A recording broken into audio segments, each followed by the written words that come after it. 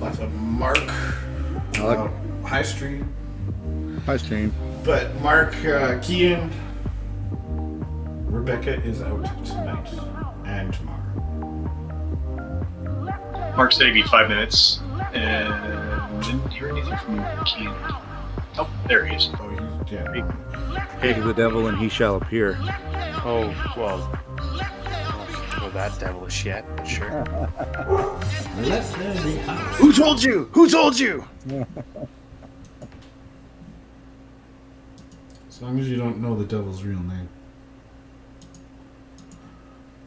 Demons. That's a trick question. Which one? Which name? Which devil do you speak of?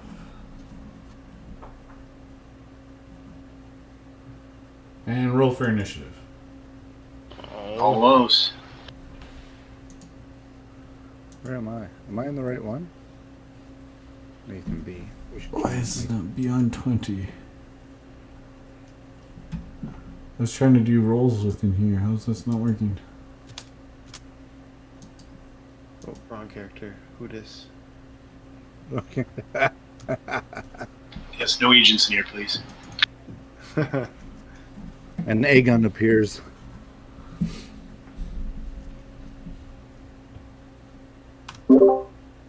Think how much faster it would go though if we brought all the agents.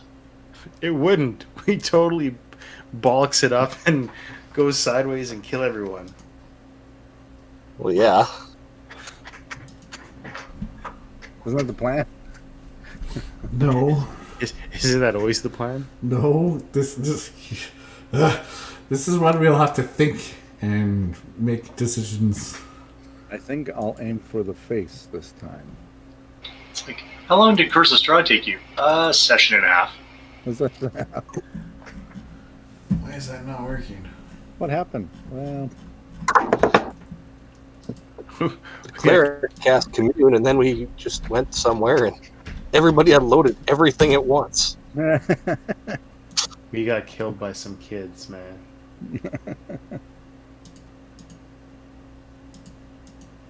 Is anyone's character rolling properly on the Curse of Strahd?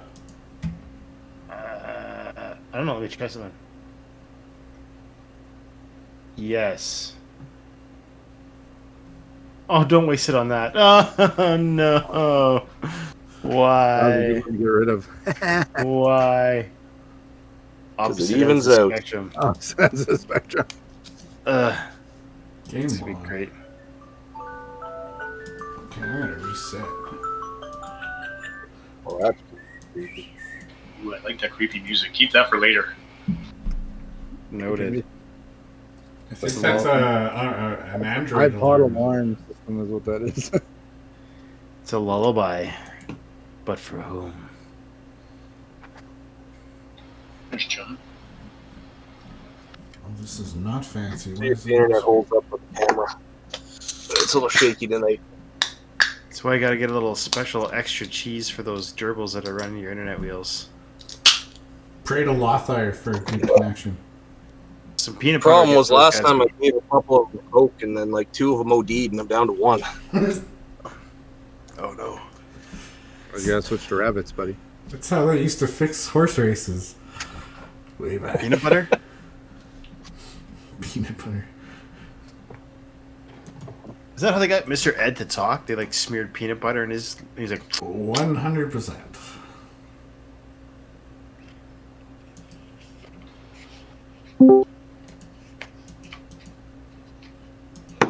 You guys hearing music, by the way? yeah, it's creepy. Excellent. Oh, I like it that way. What a perfect time of the year to start this campaign, though. Like October, Spooktober. It's okay. Just as long as you guys book some therapy sessions, kind of like closer to December, because by then you'll probably need them. So. Holy shit! Oh no. Yes. I think that's Mark, so we're almost ready to go. I get Are them. you, by chance, do you have a window open for the game log, Trevor? For the game log. What do you mean by game log? On D&D Beyond, there's a game log. You can see dice rolls made on our character sheets. I can see it. Why? Are you wanting me to stream it or something? No, I'm having a glitch. I can't roll dice right now. Here, I'll put it on the stream.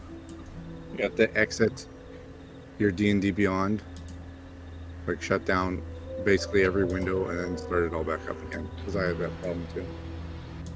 Yeah, I had it earlier, and I just exited out and re-entered, and it was fine.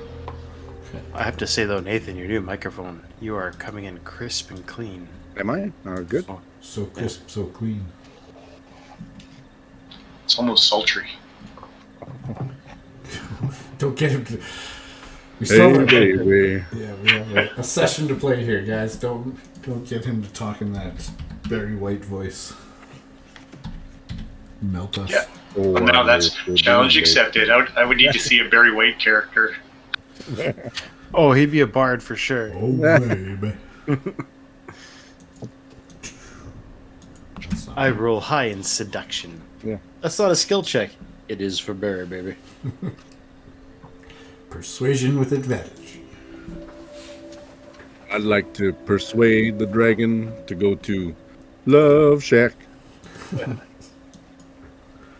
Why always rolls with advantage. And on his performance check, too. Not persuasion. There is no performance check. That's It's just that's An auto pass. that's auto pass. Can't roll less than 18 on Constitution either. Oh, baby. Auto Oh, 20. baby. No, it's All right. It looks like the gang is all here, so why don't we jump in if you guys are ready? Let's do it. Excellent.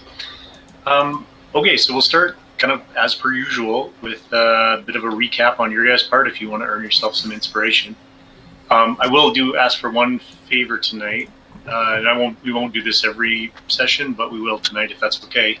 Is just as Nathan has joined us and would have missed some of your descriptions, as part of the recap, if you guys can infuse a bit of a character description just so that we all get on the same page, and then we will get going.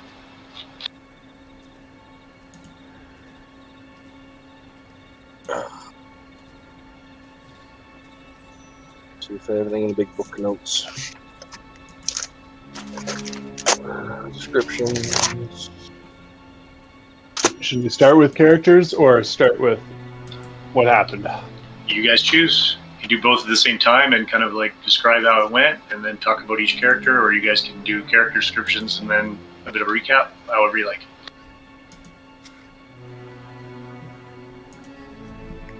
My vote would be character stuff, just because it would help set the stage a little bit more with more context, maybe. Okay.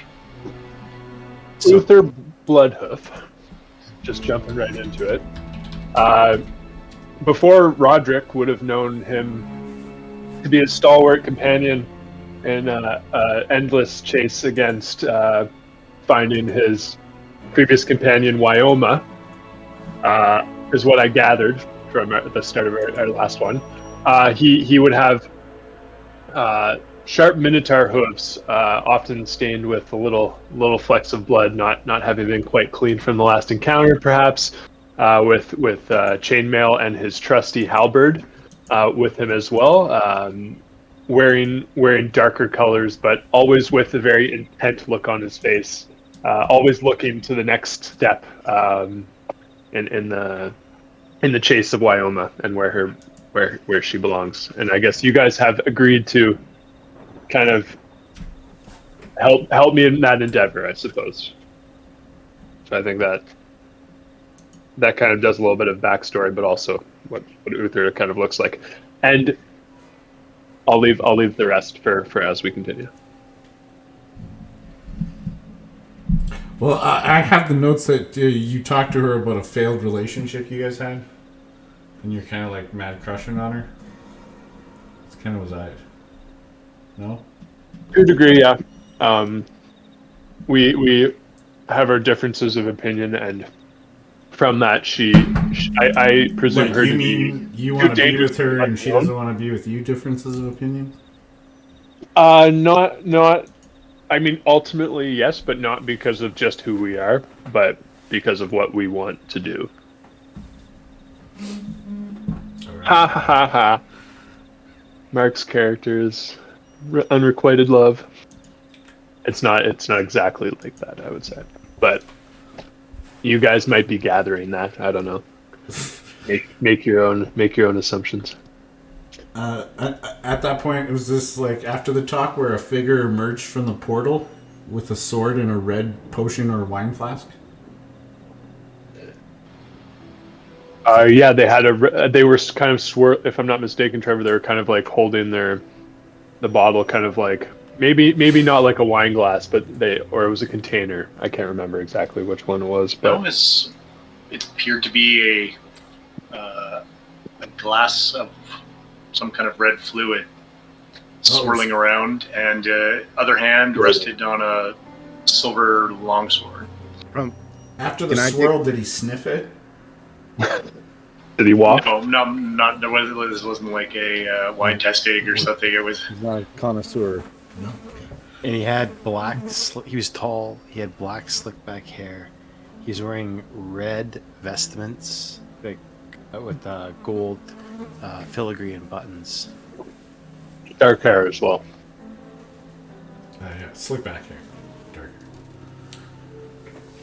And we were just coming up upon an isle in a boat, and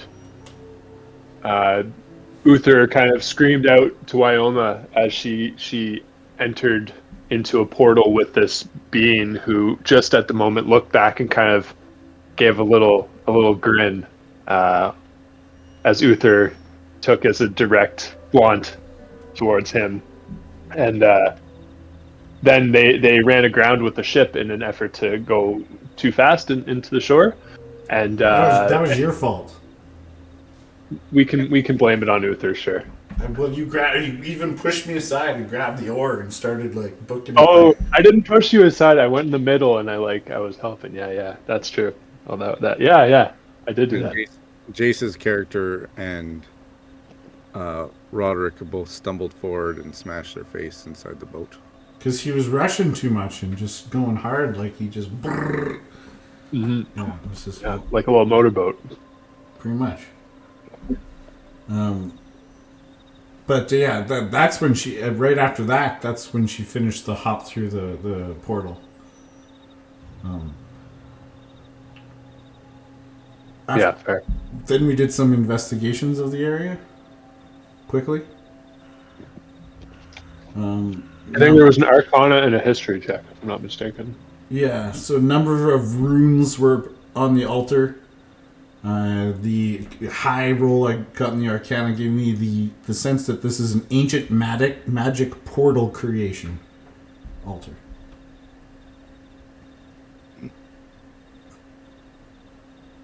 Okay. Anything else? I believe there was some people just like launched right into the portal. Yeah. And then we all, the rest of us shrugged and yes, we go. And therein, we went through a fair bit of turbulence on the way through, requiring some constitution checks. Despite having as much control of himself as he possibly could, Uther still failed his check and landed prone on the ground in a new form. Only his horns and one arm remained in Minotaur form, I believe. Unless I'm saying that incorrectly. Yeah. Nope, that's correct. And you became hoof in hand. yeah, instead of it's now in your hands, it's now in your hoof and hand. Yeah. So that's going to be the ongoing joke, I believe. And there, I believe, John, you have some backstory with, God, the names. Gazel. Castle? Gazel. Gazel and Gazel. Autumn. There we are. Yes, I have them. Okay. Yeah, if you want to bring us up to speed on those. So Gazel was just, he'd left Daggerfall in a bit of a hurry.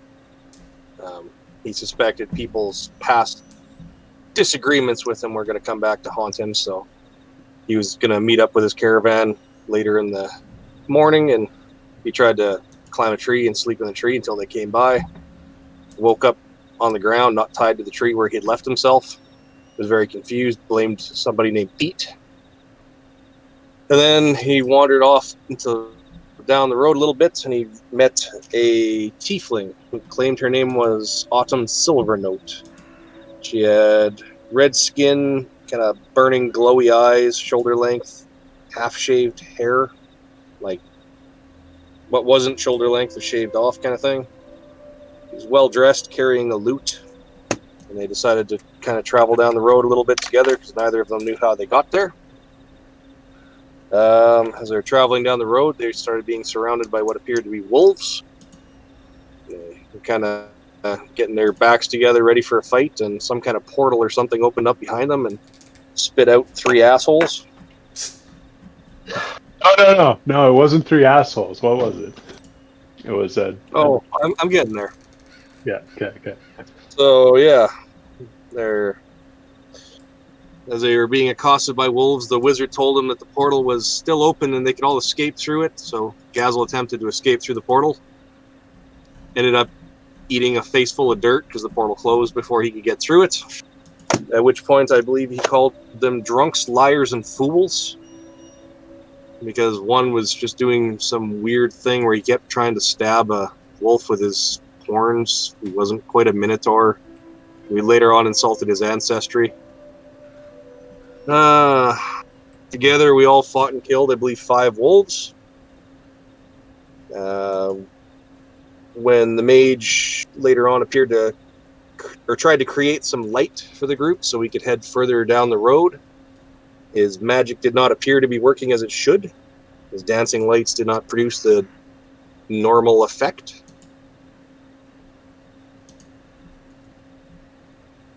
Anything I missed there? There were skulls. It was They're so flaming metal. skulls instead. Yeah. And From there, we continued on down the road until there was some children in the distance. We set the 2 people that seemed to be the best at talking, but the worst at appearing. We, for some reason, decided to follow the children into their house to meet their parents. they wanted to play with us, but they also were unsure of us and whether or not they were allowed to, I believe. So they went to ask permission or something like that. There were the dusts. He who lies about portals had his bird scout around the outside of the house. He who lies about portals. And we made it into the foyer, I believe, at that point. Yes. And we were studying some portraits on the wall. It was immaculately appointed inside, very aristocratic. There was a shield with a gold windmill on a red field, different shades of gold and red as the tall, slick dude was wearing. And there's like a family portrait. There was 2 children that looked a little bit different, and then a woman's portrait that was scratched out, and then another windmill, and an old dude in a top hat. Did we catch their names? Did we catch the names of the kids? I don't think we got names for the kid. I don't know. They spoke to each other. I believe a name or 2 was mentioned there, but I can't remember what they were. Just one side note: the wolves did not have pack tactics. I remember that. That's Maybe important, maybe not. What's pack tactics? They didn't seem to be working together. They weren't working together like normal wolves would. That's a quarter in the meta jar. Yeah. There you go. Yeah, I'm gonna have a lot of those. So we need a meta fund. Anyway, badly as we draw up a buck in it, and then whoever's DMing buys a book sometime. Just fund our I was Kickstarter gonna say, habits. this group, that might be every week, though. I'm just going to say it. So. I'll try not to meta. I believe one of Um, the paintings had an immaculate etch into it, inscription. It was gold inscribed, I believe, was one of them as well, and like had nice trim in comparison to the others. And then one of the paintings was another one with an old windmill with a bunch of crows, like a murder of crows, coming over top of it as well, I believe. Mm-hmm. Oh yeah, the pictures are there. I'm doing this from memory. That's stupid. They looked exactly like those pictures. You can tell by the way it is. Yeah, yeah. There you go. That's pretty neat. I didn't pull up my thing. Anyway, It's all good. Does anyone want to describe their character more so than we've done yet, just for Nathan's sake? I've gotten mine. Nathan probably watched the YouTube video. I'm thinking. Good question. Nathan, are you good on the characters, or do you want a quick preview? Give me a 10-second sales pitch. Okay, let's rapid fire then. Gazel, what do you look like? Gazel's about 4'5", 130 pounds, greasy slick back hair. Kind of looks like a little bit of a scuzzball because he kind of is. Gazel in a nutshell. Oh, and he's wearing mismatched clothes because he had to steal some. Chase, Appropriate. your character. Dijkstra is an average-sized kid, long blonde dreadlocks, light blue eyes. He wears too fancy clothes, and basically his appearance is one of his quirks. You can see him always fixing himself, OCD. Excellent. Casper. Casper is probably just about 6 feet tall and very sort of emaciated, sunken, hollowed in sort of face. He wears clothes like he is a scholar or an academic, but they are quite sort of rough and disheveled, as they have seen better days. He does have some books and some things he carries around with him. And he is quite to say he is shy and awkward would be an understatement, but he does have a fondness for Frauman, as he was once under his tutelage, and careful to take care of him to make sure he stays out of trouble. Oh yeah, you do know his first name because the teacher people thing. And last but not least, Brother Roderick. Would you like to share what you look like for the group?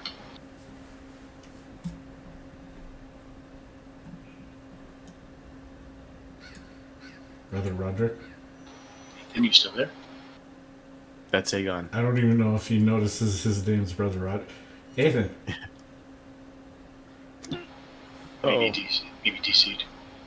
Oh no. I did hear a spark of sound there. Oh, there was a little green thing in. I'll say one last final thing, almost forgotten about. A murder of crows was following us through the woods as well. Possibly important. That inspiration really. I didn't want to go too hard on the notes, but yes, there was several castings of spells. I did Blade, Mage Armor. I got a familiar up who's gonna try and integrate with that flock of crows or ravens. Poe.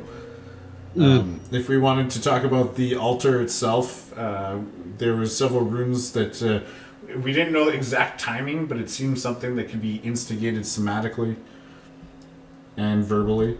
And then this area that we came to with the fog and everything, I got the sense that it was not quite right.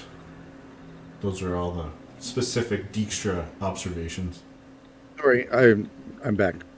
Awesome. I was here. I heard everybody's, and then I had to help load kids into a van really quick. So, No problem. Do you want to describe your character quick? okay, Roderick, Brother Roderick, is a human male in his probably late 20s, early 30s. He has an average build, probably a little bit more on the thinner side, just from traveling. He has a bald head and no facial hair, very clean shaven.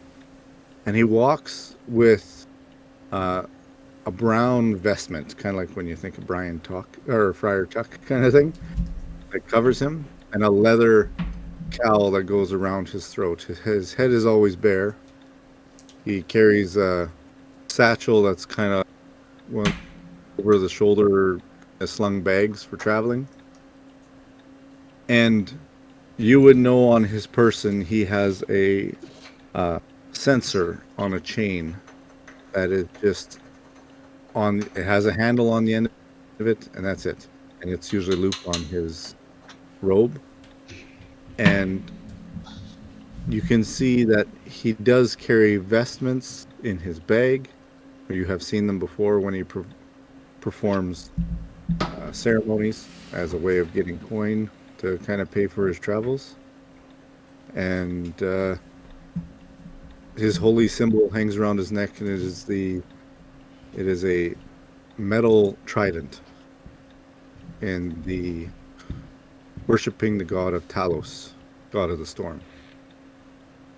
You did curse in his name last time, I think. No, you said I You tell us. cursed in his name. I watched Yes, that part.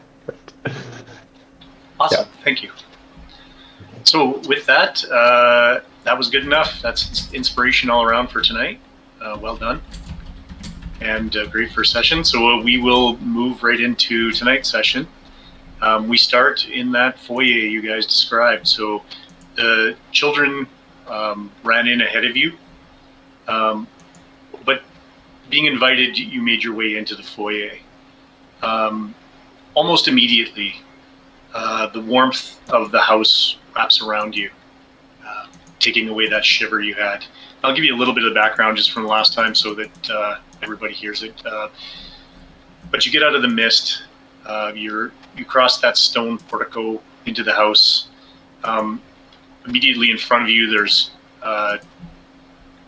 oakened doors. They stand there silent and brooding. But you find yourself in an immaculate foyer, decorated with these portraits, heraldries.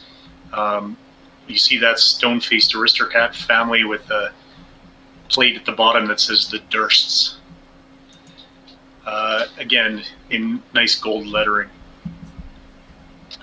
Amongst the other portraits across the wall, sort of I guess the north side of where we're all standing there, you see a shield emblazoned with a coat of arms, which you guys investigated. It was a gold windmill on a red field. So you guys stand in the foyer. You've got a set of doors to the east, pictures below you, that coat of arms above you, to the north. What would you like to do?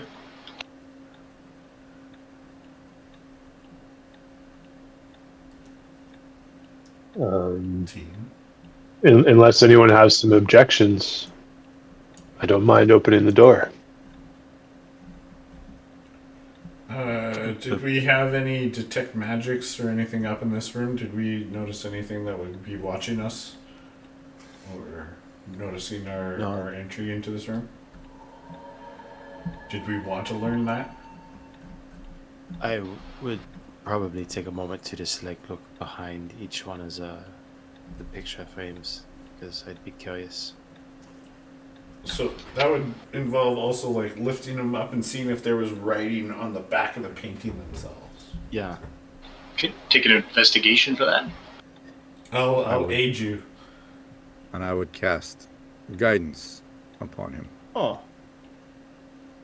Look at this teamwork. I love it. Mine would be there you go. I'm just gonna say normally I talk to the family before I start tossing the house, but you do you. Well, I just want to see if there's anything so we can identify. We did not catch their names, and that is a bit rude. Oh no, I agree. It's always good. Look for an artist name there, and let me know if you find anybody you know. 19. For reasons. Okay, with a 19, you lift up each portrait. And much like kind of any house, when you lift that portrait up, you can tell that it's provided some protection to the wall. So the coloration of the wall behind it is somewhat lighter. It's more protected, but there is some dust there. You can also tell it's been trapped there for some time. You look at the back of each of the portraits. Some are in better condition than others, but you don't notice really any writing. Okay. Just think it's odd that the children's skin color has changed over the years. Maybe it's because it's so dark and gloomy here. No question. Ah, doors never changed. Just saying. Live underground. We look the same all the time. Natural ruddy complexion. I'm curious where here is that would have such a gloomy effect.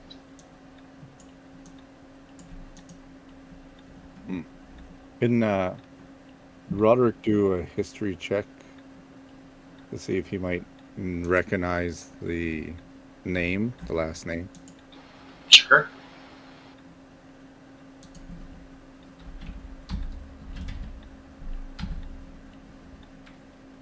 Oh man, this is going slow.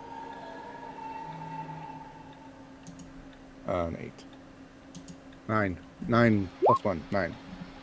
You have never heard the name Durst before.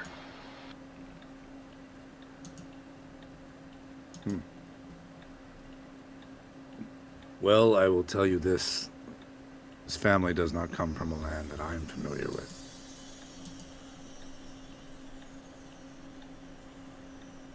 Shall we? You'll see the determined look on Uther's face return. Okay. Opening the doors, Uther? Is that what I heard? I'm prepared. Seeing no objection, I'll place one hand on the left door, unless it's all one door, and sort of slowly push it open, perceiving the room as I go. Trevor, everybody had a short rest, I believe, on the last one, so we got to burn a hit die. Is that correct? I believe they did after the wolves. Correct. Mm-hmm. So yeah, if you need whatever to do that, you can absolutely do that. Okay. Okay. So you go to open the doors, turning the handle. It turns with no resistance. You push it forward, and a bit of a creaking sound, but it opens. It's almost breathtaking. In the gloom beyond the foyer, the main hall glitters. And I'm going to just open it up here and then I'll describe it. Give me half a second.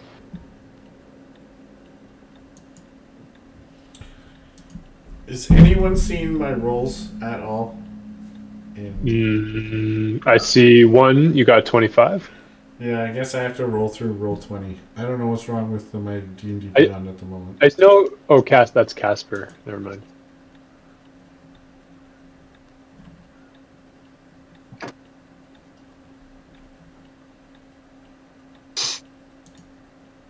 Okay, so yeah, roll 20. It is. Crap. Oh well.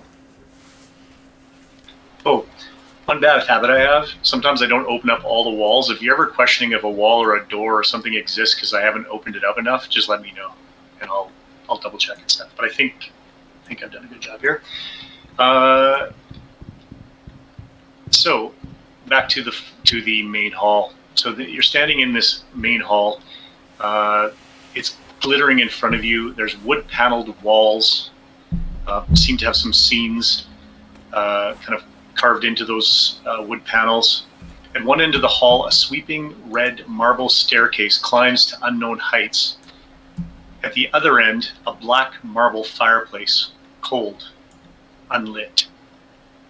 And above the fireplace, you see some metal, what looks like weaponry. You also hear something at this point, and I'm going to share it with you. Nope.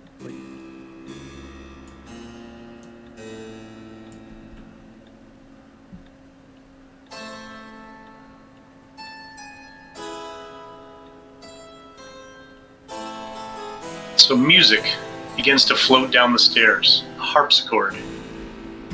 starts, it stops. Sections are often repeated, the next time with more gusto.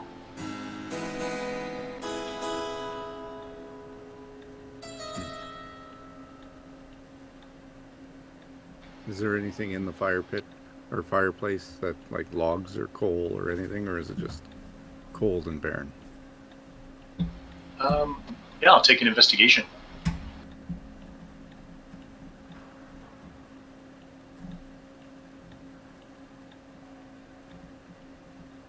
I don't know if I can listen to the stream at the same time. It is a bit odd that it is so warm in here when there's no fire.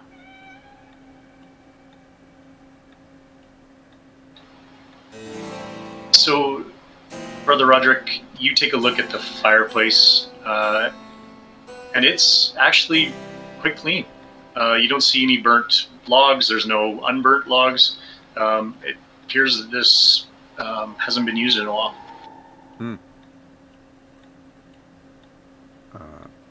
I would look at Casper and say, yes, it is quite odd. And run a finger on the very clean fire pit. I'll softly say, just enough to be carried perhaps just past the precipice of where I can see on the stairs. Hello? Hello? Is someone there? I'm not shouting. I'm just politely intruding. Politely intruding. You hear no response. Besides the music to continue. Music continues.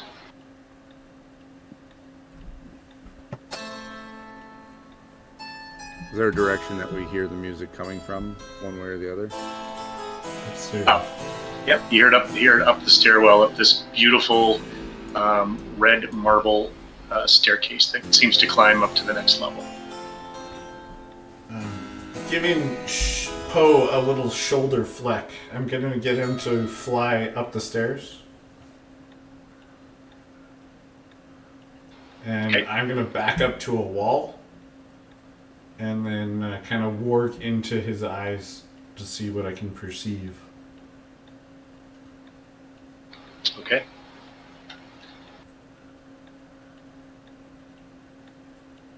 I'm left familiars. I'm going to open up a map that should be just south of the one you're on now as he flies to the top.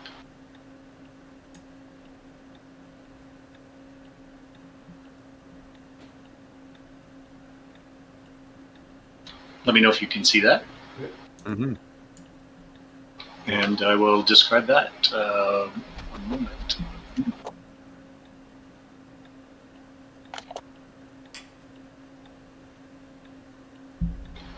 So as he's flying up the stairs, you see another portrait, similar to the one that was in the foyer of the two children, sort of smiling.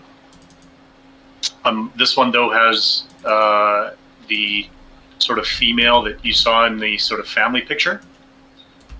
Her face is darkened with a hint of scorn. As you round this level onto the second, and you now notice that there is this marble staircase continues onward to a third level. But at this second level, you see what appears to be 4 suits of armor. And on either side, in between each pair of armor, 2 sets of doors. There's also a fireplace on the north side of that room. I'll have him quickly circle and then make his way back so I The- can bamf my eyes back to normal perception. The music, perhaps, might be noticed. Does he hear anything in particular point of origin? That's what You I- do continue to hear music. It appears to be coming from somewhere on this floor. And this is on the second floor that he's on. But kind of like echoing off all the walls, so... While he's doing that, you said there's weapons hanging above the fireplace. You bet.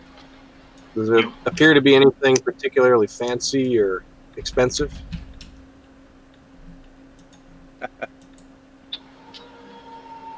So above the fireplace, you see a longsword mounted on two hooks. On the hilt of the longsword, you see there's a windmill that's been, like, I don't know if the word's filigreed into the hilt. So you can see that it's been essentially etched into the hilt.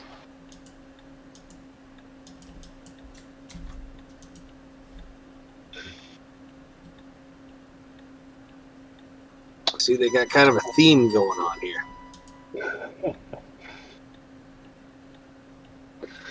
Yes, I wonder where the original windmill was from.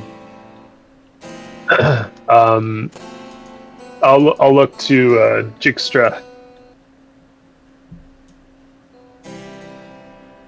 to await what comes of his bird's journey, Poe's journey. So Poe returning and me kind of still back on the wall and be like, it is uncertain where that music is originated from. But there is an upstairs, much like this one. Well, seeing as we are guests here, I only want to intrude as much as necessary. Why does that work, but this doesn't work? What the hell? But I do want to find those children, as they did seem to be speaking of their parents. So Well, maybe should we knock on a door? Open it up. Well, it seems as though something's coming from upstairs. Perhaps we should see where the music's coming from. It seems like an adult would only be playing that music.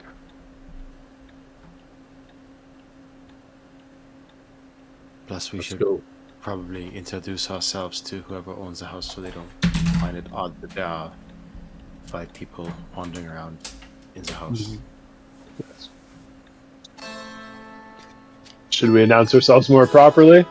I don't want to take too much control of the situation. But Being loud and vocal should prevent us from surprising anyone in their own house. with that, Uther will take a deeper breath and say, Children! Children, we've come! Are your parents home? Much more louder. Like, I wasn't doing it justice, but I'm living with people. So. You hear no response. Perhaps we are already playing a game with the children. Unbeknownst to us. Shall we go upstairs? Let's follow the music. Okay. I'm hearing heading upstairs. While walking up the stairs, we're kind of being very strangers, so I'm going to creep and be very careful on these steps of stairs, kind of watching our way up. But I'm kind of in the back, so. Or middle. Did we lose somebody, or did somebody already move themselves upstairs? Oh, somebody's right there. Okay, perfect. I just want to make sure I move. The priest is, hey, let's go meet some people. Are we moving up? Oh, cool. You are. So you notice as you move up the stairs, a bit of a cold draft's kind of sweeping down the staircase. Maybe not unexpected considering its width, and again, it's a marble staircase. Similar to the familiar, you see a portrait of the 2 children smiling. Again, their mother there with that sort of scorned look. But now that you guys are kind of like standing in front of it as you're walking up the stairs, it's kind of halfway up. You see the mother's cradling a swaddled baby. As you make your way to the top, you see 2 sets of mahogany doors on either side of this room, one on the east, one on the west. In between them, there's 2 sets of armor. which you guys can obviously see, and then the fireplace. Once again, the fireplace is not lit. Correct, not lit. Just want to add here. Is the room dimly lit or is it dark? No, it is lit. There is a torch that's lit in behind one of the suits of armor on the top. Yep, that guy. The one who someone just pinged exactly the one. That was just a guess. Yeah. And the suits of armor that flank these doors are clutching spears. They've got sort of like visors pulled down over their face. There's also the stairwell, which continues further upward. I'm just gonna begin it in case it's a slow mumbled chant and a ritual that's much like the hand gestures across the chest you would see in religious movements. And I'm beginning a ritual just in case. Okay. And all it does is I'm verbally in my chest, so it's a quick ritual that I can kind of walk around in, but not really perceive anything because I got to focus on it. So now that the group is on this floor, one thing you guys notice as well is you're getting better perception of where the music is coming from. It does appear that the music is coming from the west side of the room, behind potentially that door that someone's clicking at.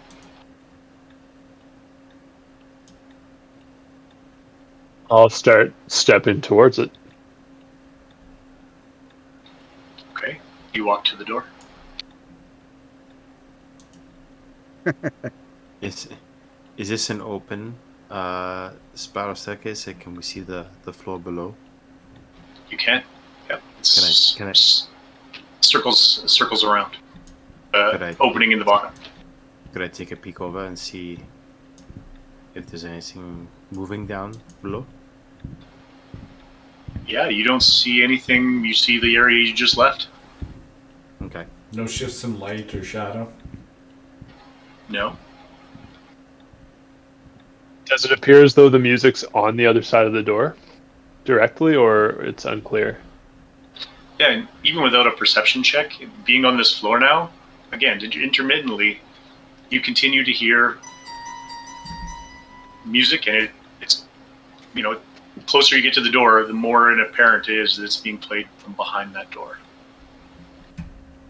I'll softly knock twice, and then wait a moment, and then hit more harder and louder, like rapping on the door.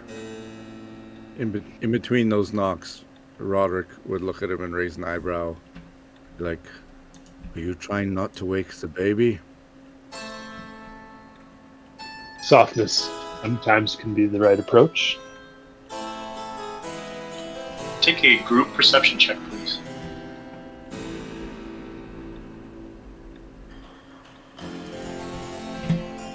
Right. Wow. I'm concentrating on the ritual. 26.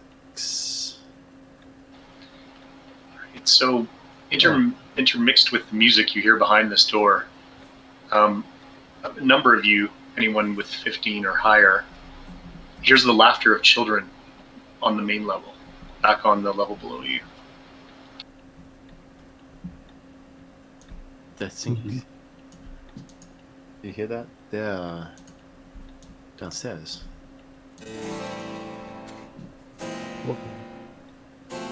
So we must find the parents to address the situation properly, I believe. Following children through their own house can be ill-perceived. Mm-hmm. Yeah, I think we should probably check in with the parents. I detecting no change on the other side of the door, I will open the door. Okay. We're just chasing children through their own house. Come here, children. I swear, officer, they let us in. Yeah, this just ends up with us in jail. Like, So whoever wants to move in is gonna see this, and I'll open it up for you. Chris Hansen's on the other side of the door. Hey, do you want to come in? Take a seat there. Ah! Curse of Strahd, Penitentiary Edition. that's awesome.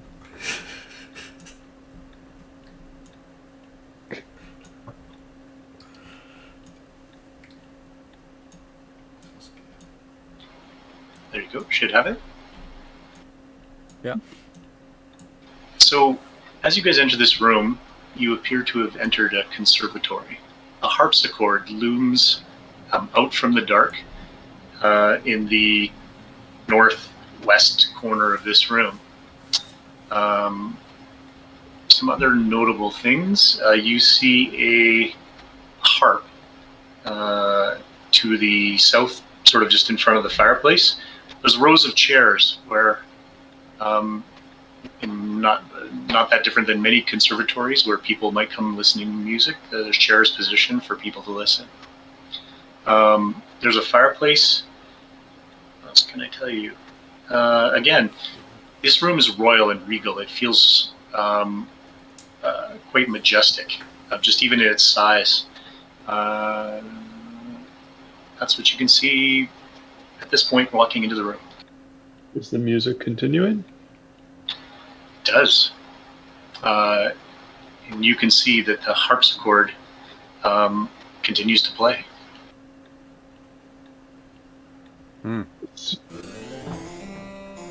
Seeing this, I'll kind of like stand up a little bit more straight and kind of like give my head a little jerk, and then I'll bow and look kind of like over to my companions and shrug.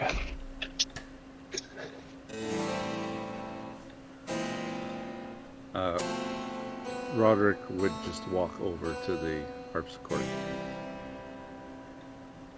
Okay. next to it to see if there is nobody there, or maybe someone very short sitting on it and playing. Yeah, so as you walk around, you can see that the keys are moving. Does not appear anybody there. And as you kind of strolled across the room, you see that the harp that's in front of the fireplace similarly begins to play. And looking at this harpsichord, there's no like play roller, you know what I'm talking about, like those drums that hit the keys kind of thing. It's not like a mechanical piano. An automatic player of sorts. Yeah. Yeah, take an investigation. See how I roll with my fantastic -1.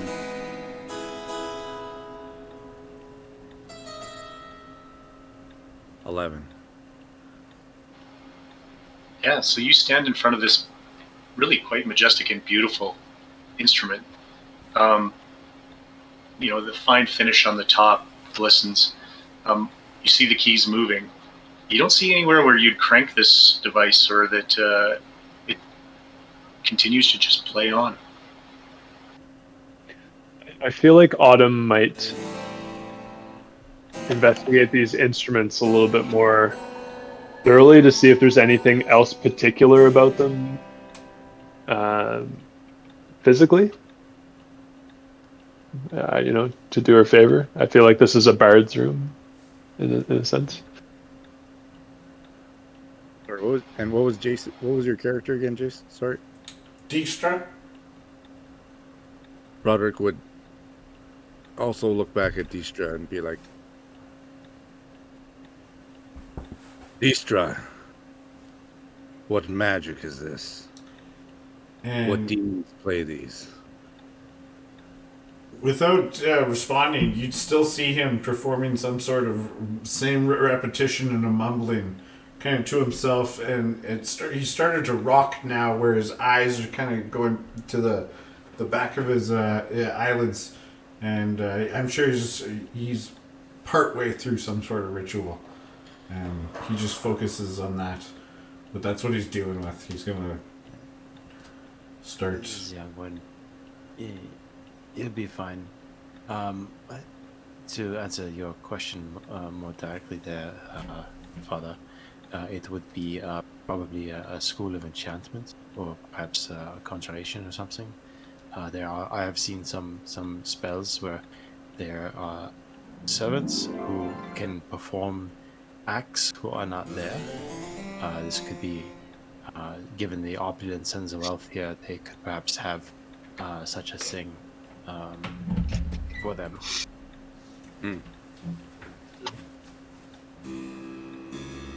Anything else you guys want to look at or do in this room? So I don't know look if like there's any, Go ahead. does it look like there's any side cabinets or dressers or anything like that around the room? Are you taking a look?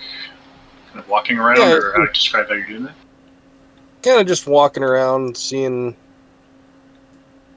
what there is for possibly like a wine cabinet or a sideboard or things like that. You see nothing like that. Gazel is disappointed. Mostly chairs and the two instruments which they continue to play on.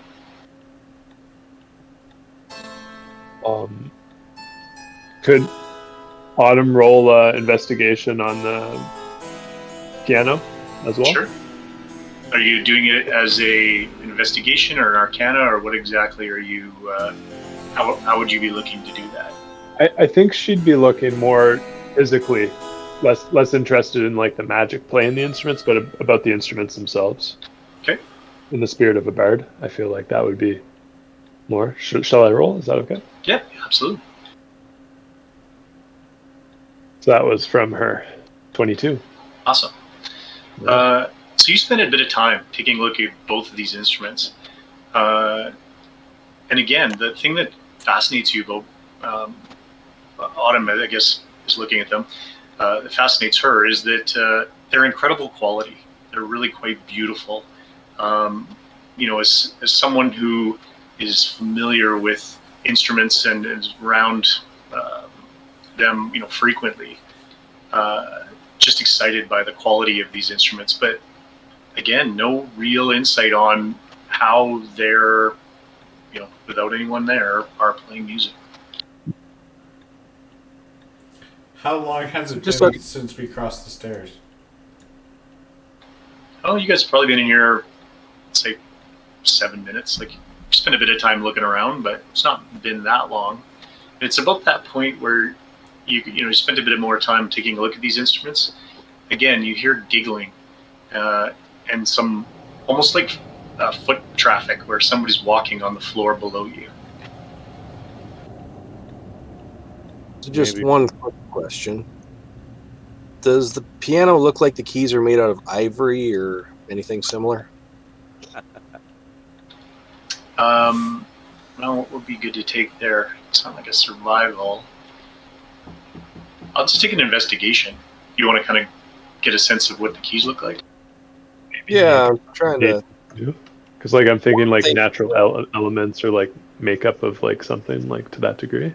But No, he's thinking more like if they ended up looting this house, would he be able to sell ivory keys in another town? This is a break and enter, by the way. we're thieves. Yeah. Hey, if there's nobody home, and you're a stranger in a strange land, you got to do what you got to do. Might as well make the B&E charge worth it. Just double checking. They are made of.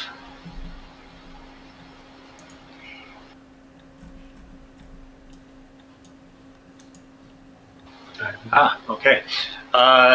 They are made of a material you're not familiar with. I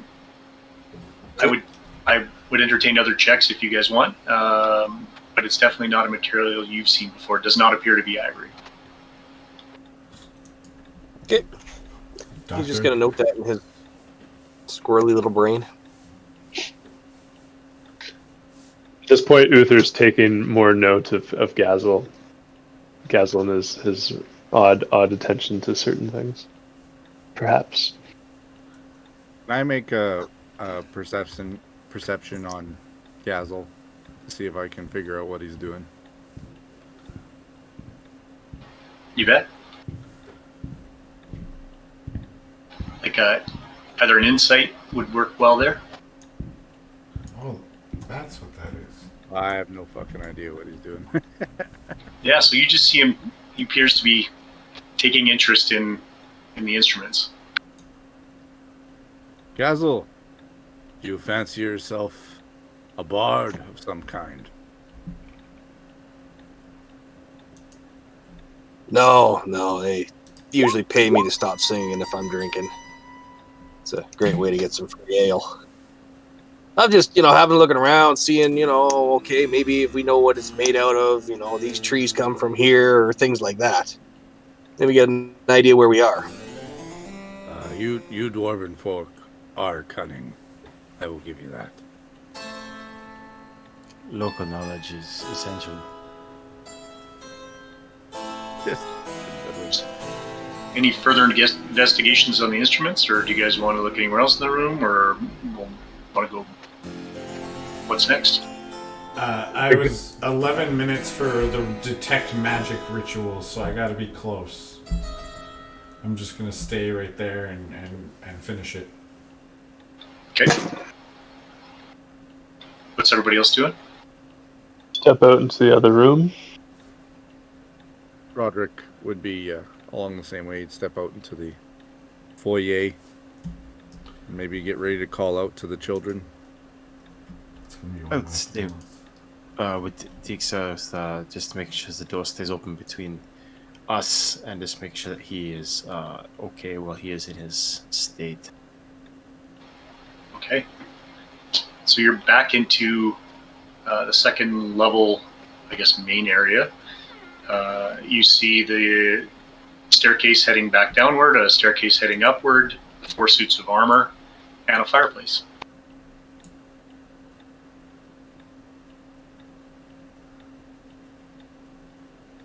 Kind of wait, looking back behind me as long as the doors don't just close shut and separate us. Like if people are No, and moseying. they're open. You still see your compatriot. In which case, I'll walk up to the fireplace and I'll stick my head in and take a look up. Okay. Looking upward, you can see a lot of soot that's built up over the years. Looks like somebody should probably do a bit of a cleaning here, but you can see a narrow kind of hole all the way out into what appears to be night sky. Let's say that's a good way to get a face full of chimney rat. Chimney rat. Is that a common thing? Depends where you are, I guess. Depends where you are. Have you had a face full of chimney rat before? I'm a dwarf. Every fireplace has a chimney.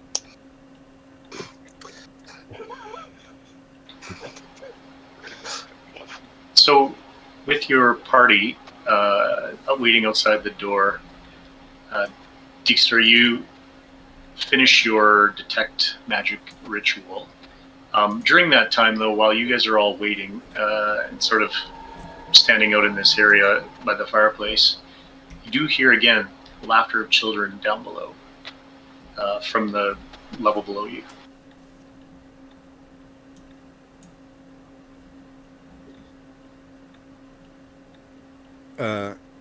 Roderick would call out, "Children, where are you?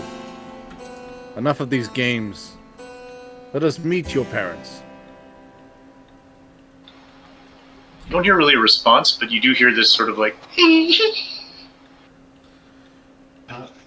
With the ritual complete and my eyes kind of a neon green, what am I seeing for anything glowing to my eye? Magic wise for this room? yeah, so in this case, the 2 instruments give out a dull purplish glow. That's what you can see. Do they give off any certain school. For the duration, if you sense magic in this way, you can use your action to see a faint aura, any visible creature, object, and you learn its school of magic, if any. Yeah, so much like someone said previously, these are enchanted pieces.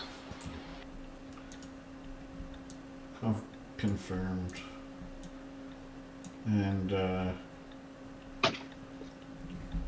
last question on that: would I be able to do Arcana or Religion to see if it's are they arcane based, or is this someone's made a prayer to it? Sure. Some piece of a god's Yeah, artifact. you can throw it in Arcana. Arcana plus 9.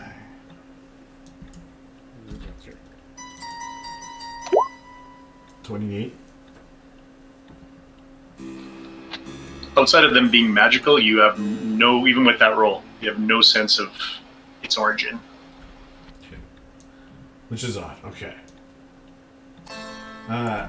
Then I'll join the group, and for the next 10 minutes of a concentration, I have detect magic going into rooms for glows. All right. Where do you guys want to go? Might as well open the door across the hall. Okay, so that the groups. Will the group? We're opening up the door. Thorough. Roderick would go up to the door and knock, not quietly, but like he wants his presence known, and then wait for a second and then try the door handle. No response. You trying to wake the children? You'll hear from behind you. All right. You turn the handle, it moves. The door starts to open. You're gonna push it open. Yep. Okay. Give me a sec. I'll reveal. Anything glowing in this room? Besides my... I don't know, I don't even think you guys have magic Besides items. your exuberant personality. I don't know. Just go with it. I don't even know if you guys have magic items at this. I doubt it. Maybe. Okay. So, what's in front of you is appears to be a place of study, an office. As floor to ceiling, there's bookshelves in the southern part of this room in a couple different rows. Obviously, many books sort of lined in each of those shelves. There is an exquisite desk sort of straight in front of you as you guys peer into the room. Some objects on top of the desk. There's another fireplace. And even from here, you can see there's something perched up on the fireplace, as possibly a picture or something. There's two chairs flanking the fireplace on either side. They look very, even at this distance, very like leather, quite inviting and lovely. What would you guys like to do?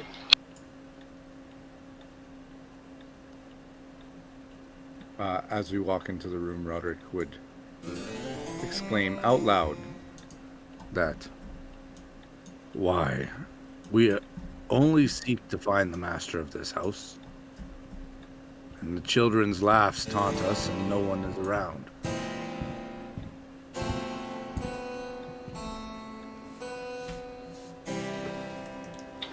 And I'm going to take another group perception check, please.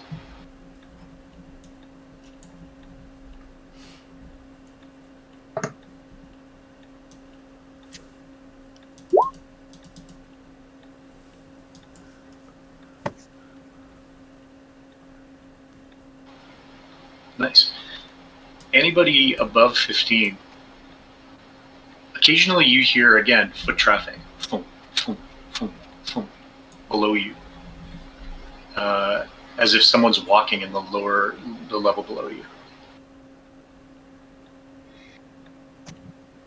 Anything in this room? No, like if I'm going near the books, topping near the desk, kind of doing that loop. Anything glowing for magical? I'm just looking here. Do real quick. Wizards. Yeah. Nothing. No, nothing jumps out at you as being, sort of glowing with any kind of aura of any color. Can we read What- any of the books on the wall? Are they in a language Yeah, we know? You bet. So maybe show me if you guys want to kind of position yourself where you're looking, and I'll tell you what you see.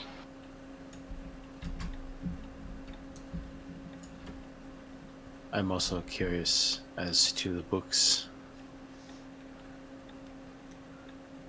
Okay, so I see a number of you looking. One sec, I just got to get off this.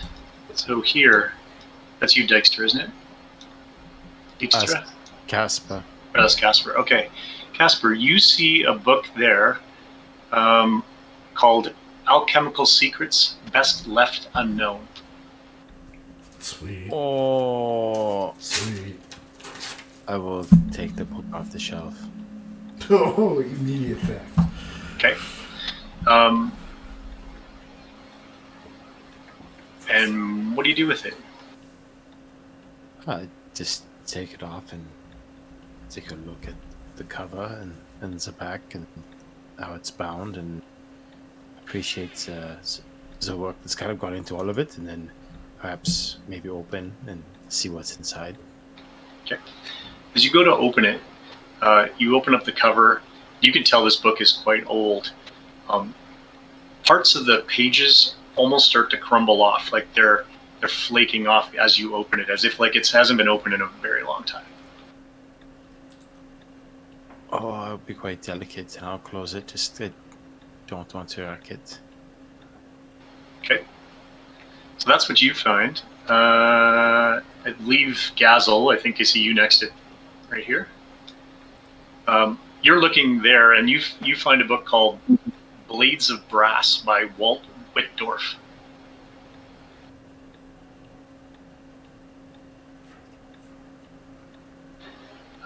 And who's next to you? Oh, that's Dijkstra, right? Here? Yeah. You find a book called Political Theory in Dismal Days. Again, very similarly though, all of you, as you look at these books, appear to be very old. Dust, as you pull them out, you can see dust kind of fluff up. Abyssal Days.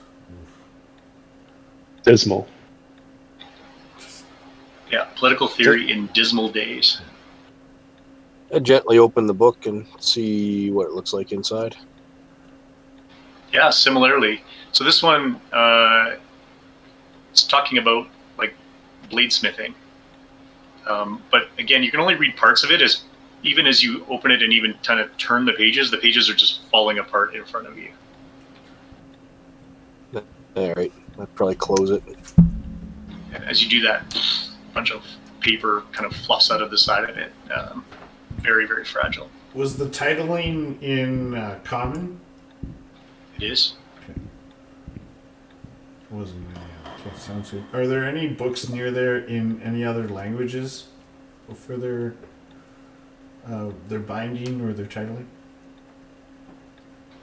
Where are you looking? I was making my way through this shelf. No, again, nothing's glowing with your sort of detect magic up. Number of other sort of common type books.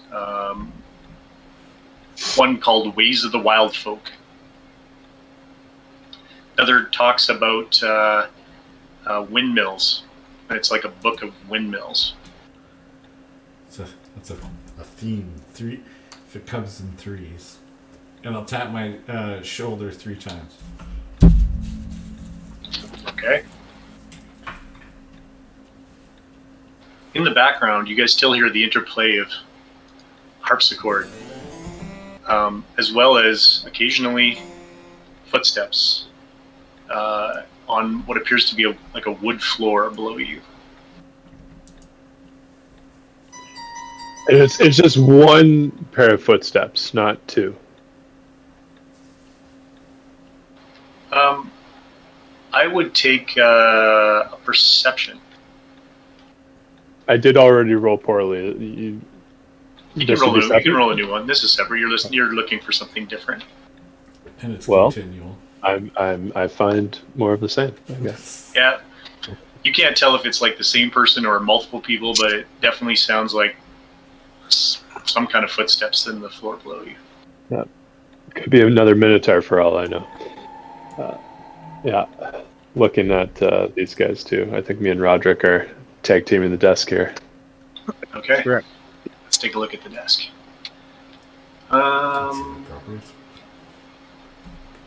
How get your mind out of the gutter, Dijkstra. So He's a teenager. on the desk, who's taking a look? Are you guys helping each other, or one person specifically, or both of you kind of looking? Just both looking, I guess. I guess we're both looking. I would cast guidance on myself as I look. Okay. So, Uther, you find a small framed print, like the kind you would see on a desk in an office. On that framed oil print is the picture of a dog. Its pose is regal. And you can see the dog has, really nice black fur. At the bottom of the painting is written the name Sophaxis. S-O-P. Yeah, I'll spell it for you. S-O-P-H-A-X-I-S.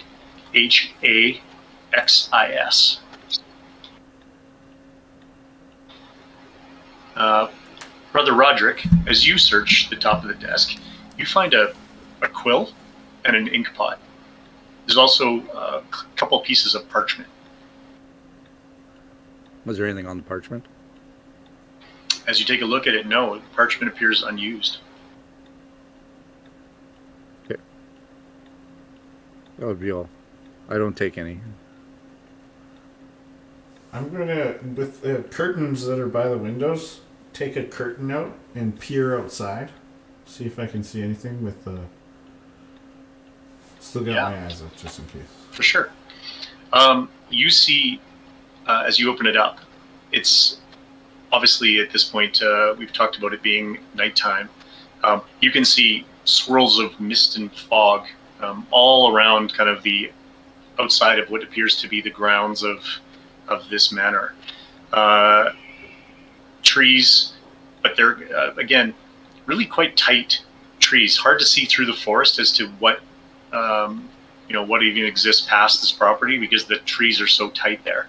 And again, it only kind of in sections of or moments of time where the mist kind of moves enough that you can see the trees and then it gets covered by mist again. It's quite a thick mist. But outside of that, I mean, you do see that this is the property around the house.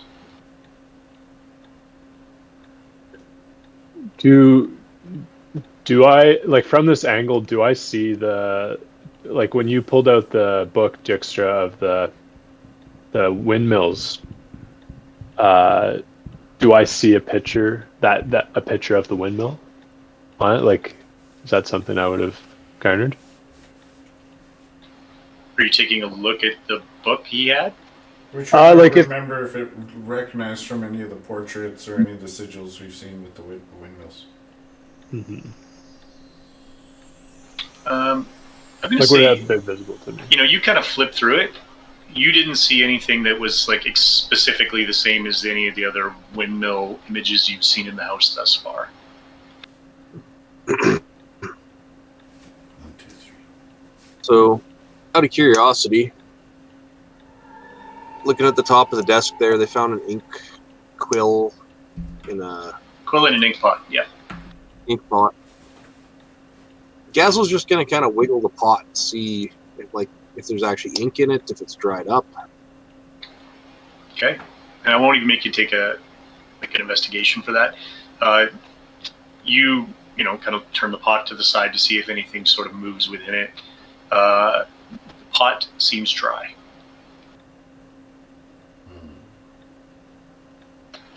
I'm just gonna say something here. Who the hell has a study full of books that fall apart and a fancy desk with dry ink? And children. Looking down at the floor, where we haven't been walking, is it easy to see if there's been any like footprints over this way towards where the fireplace is, or has there been any signs of living? Yeah, I'd take a survival, see if you can sort of suss out any tracks, and if so, what they look like. Roll 12. Don't see any tracks. This is curious. Perhaps this room is rather unused. Who is this down here again? Sorry, is this you, Casper? Yeah, that's me. Okay. When you were down here, what were you doing?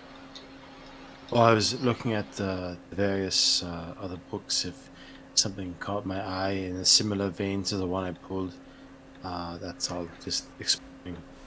Okay. Take a perception check from you. Sure.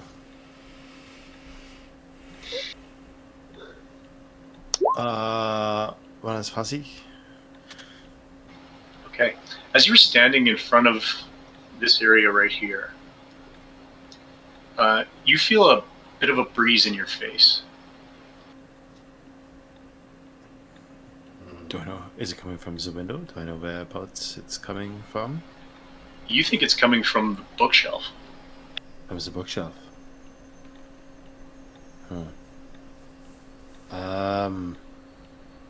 I'd probably call out to my compatriots and say, does anyone know why a bookshelf would have a breeze coming from it? And I would maybe start just gently sort of moving books to see if there's something behind them. So you shift 6 or 7 books over, and it was invisible without moving the books, but you sense there's like a bit of a framing of what appears to be a door. Oh. Well, then I would call out and tell them that I think there might be a door, a secret door behind this bookshelf over here. Is there anything odd in the shelving that would suggest like more to them in false bottoms or spacing where there'd be any gearing? Where specifically do you want to ping kind of where you're looking? I'm going to start from here, but of course when throughout the turns I'll keep going and make my way all the way down and then across until we find it. Yeah, so you don't see anything in those bookshelves, but in the one that Casper's standing in front of, and you spent a bit more time looking, you're making more and more of a doorway there. That it's part of that bookshelf is an integrated doorway. So no gearing or something. So yeah, okay. I guess we could sort of, continue on this line of investigation, or more to the point, the children are still down below, and we are not. So I believe we should fetch the children. We are in their home. As the youngest, the fetching and the children's kind of setting Dijkstra off a little bit. So while everybody's kind of backs are turned and they're all investigating over there, I'm going to kind of quietly try and open up a few drawers on this here desk. Are you trying to do it like stealthily as if you don't want anyone else to see, or are you just kind of quietly doing it? He's doing it quietly, so if other people didn't notice, he would not be offended, but otherwise it just looks like he's just, kind of being careful with it. Okay. So, not that you're trying to hide it, per se. You kind of rifle through some of the drawers. The top 2 drawers are empty. The third drawer, you're going to find 3 little figurines.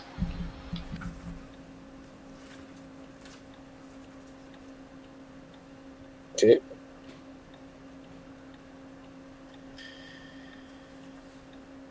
What are they of? So they are 3 sort of almost looking like stick figures that appear to be dancing.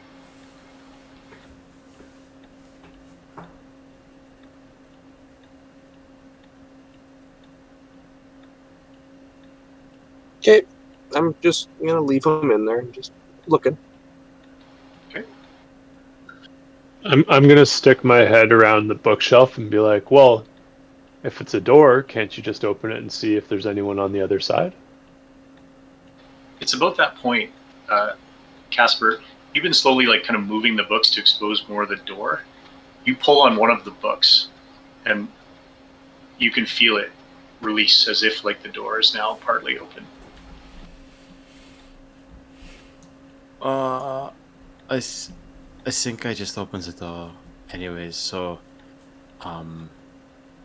they are right here. Perhaps we should just take a look quick and then go back downstairs. I mean, it's already open. They made an effort to conceal this room, though. Are you pushing it open? I'll look back at the group as I kind of push it open. You're supposed to be. Wait. You're supposed You to should be good influence. you should Misty step in. Level 1, I can't. Otherwise, I would. So the bookshelf swings open. Dusty shelves line the walls of a cramped room packed with, and again, a number of different books. These ones, some of them have interesting sort of markings on them, and some symbols. At the back of the room, though, like straight in front of you, and I'm going to just show you the image.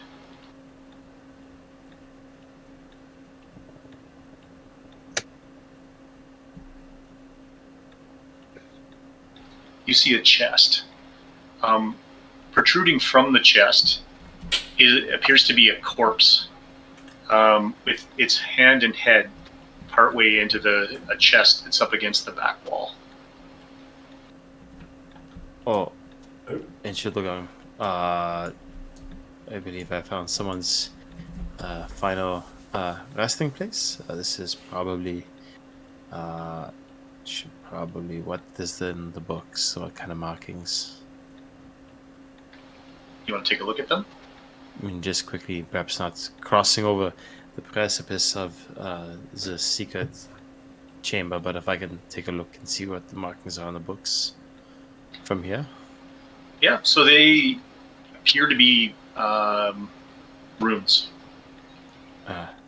The same rooms that we might have found on the altar that brought us here? I will take on that an Arcana check. Alright.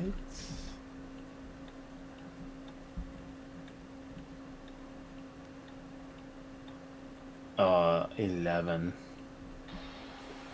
You're not sure, but these two definitely look like runes.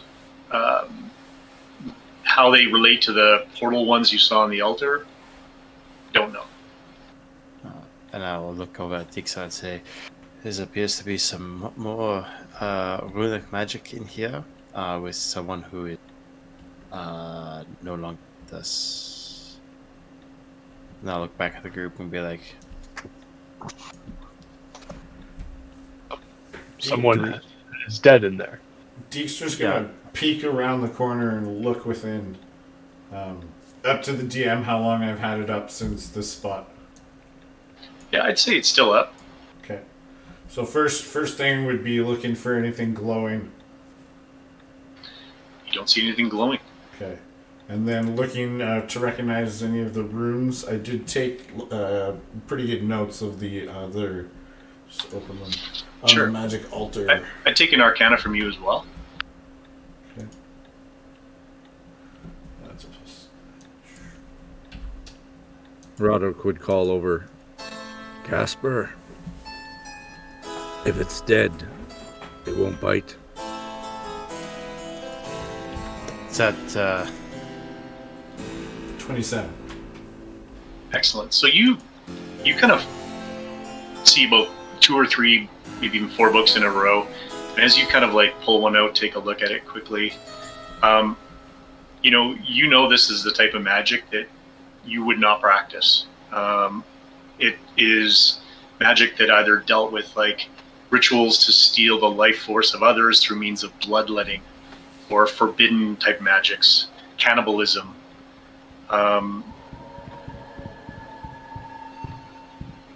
Definitely things that you would not have performed previously. So my interest is like more of fright and the forbidden. Yeah, Than and actually, it's a bit horrific what you're reading. That these are things that any respectable wizard would not perform. but would it relate to some of the stuff that I am looking for on my journeys? What do you mean? Are you would want to learn this? Well, perhaps so I could reverse other things. Dabbling in the dark arts for what? To know thy enemy? Something like that, yeah. Can I get an insight into what he means by that? If he's trying to be like, Sure. He's kind of like dodging the answer and being great with it. Do you want to roll against it? But I'll go.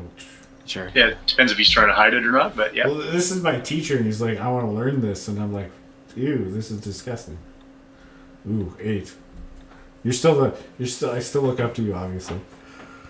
Just Don't out worry of about curiosity, young can I one. hear this? you can roll perception if you like.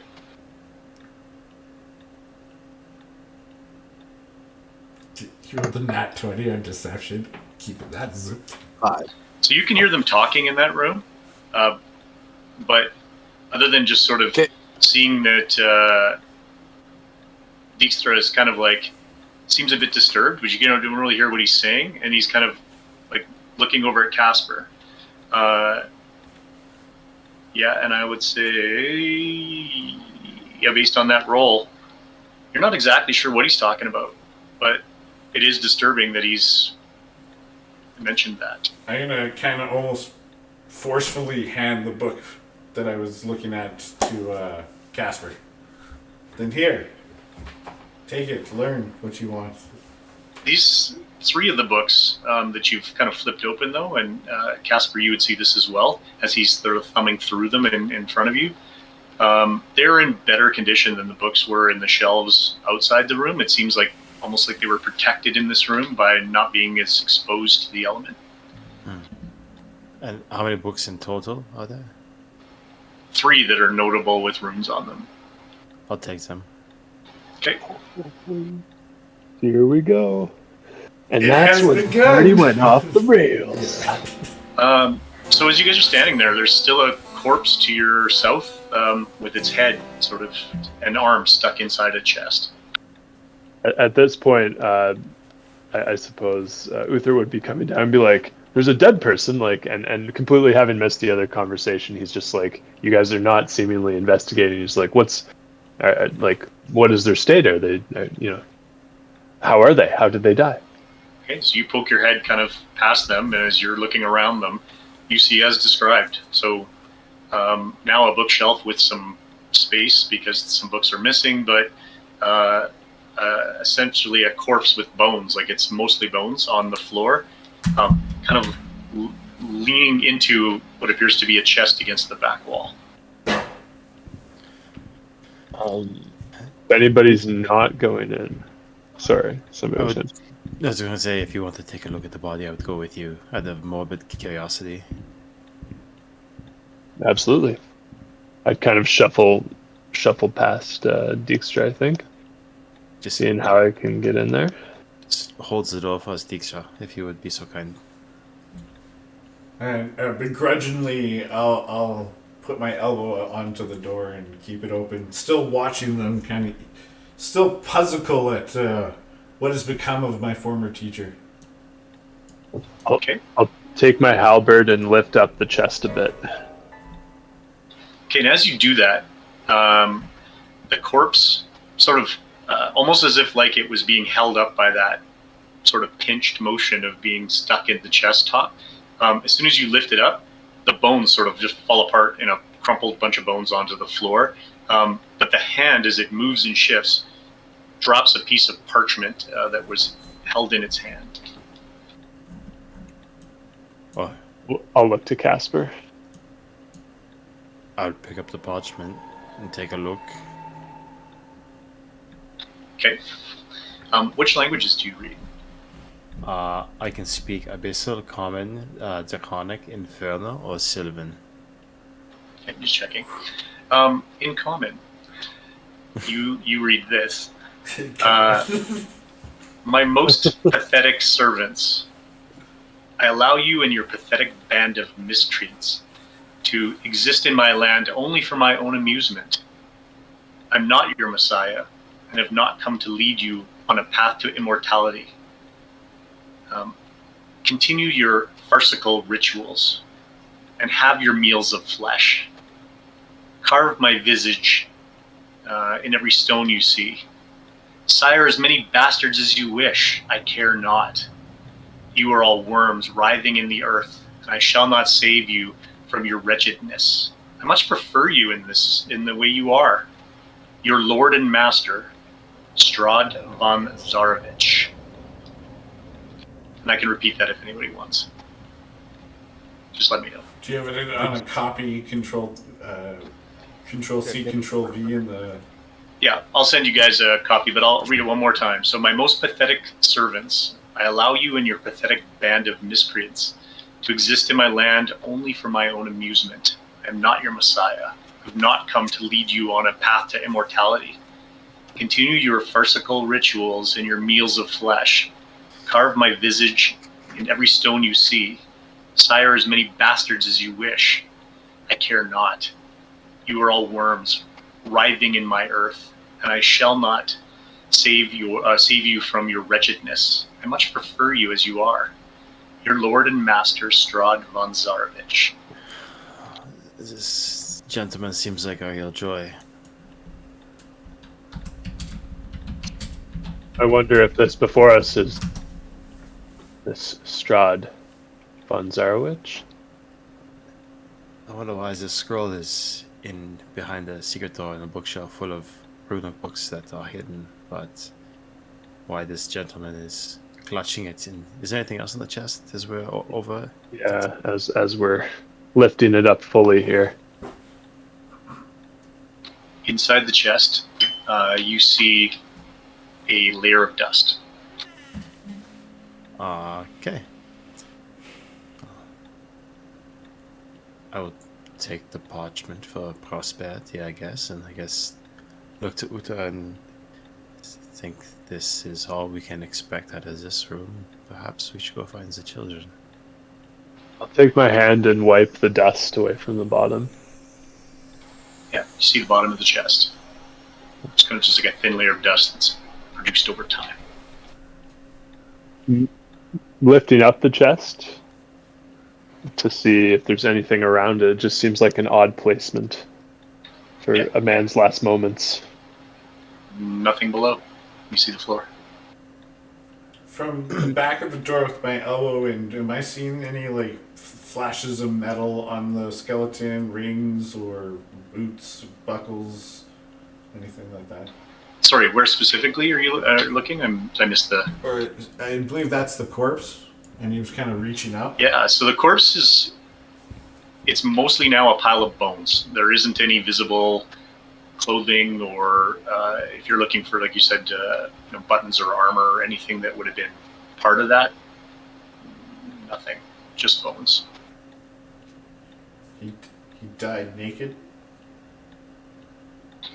or what's here is decomposed. Oh, That's quite some yes. time. Where would you guys like to go? Sidestepping my way out as I sidestepped in. Armor shuffling against the bookshelf. Just one last look on the bookshelf in here as I leave for anything that might be of interest. Otherwise, I'll leave. Nothing that jumps out at you is, anything that you would normally read. Some additional books on some political things, political theory. But nothing really stands out as, important or arcane in any way. All right. I'll be the last person out, and I will close the door and put the books back as they were. All the three of the other ones, or just? Oh no, those I keep, but they're the ones that were on the shelf already. So to your inventory, and we'll figure this out after session, but you've got a book on bloodletting, a book on what we'll call for now forbidden magic, and a book on cannibalism. But mindful of Dijkstra's spell was still up, they're not inherently arcane in nature. Okay. Where to?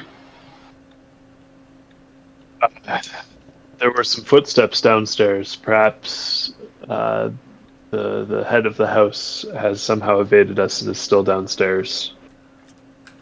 Before we go anywhere too gung ho, I'm gonna just point out a few things here. One, shit here's old. Ink's dried, books are fucked up.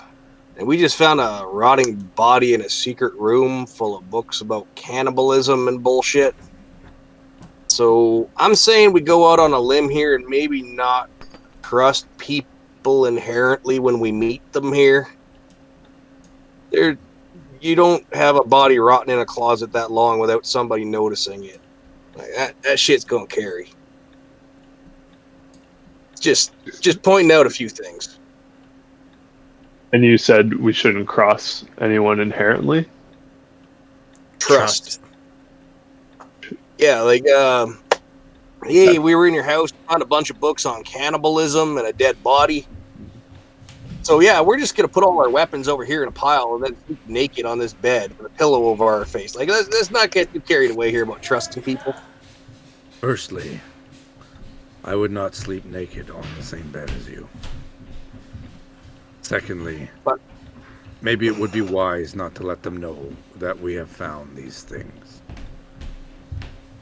Yeah, maybe, like, play that card close to our chest, but maybe not quite trust some people here until we get some, like, a good read or a reasonable explanation about some shit.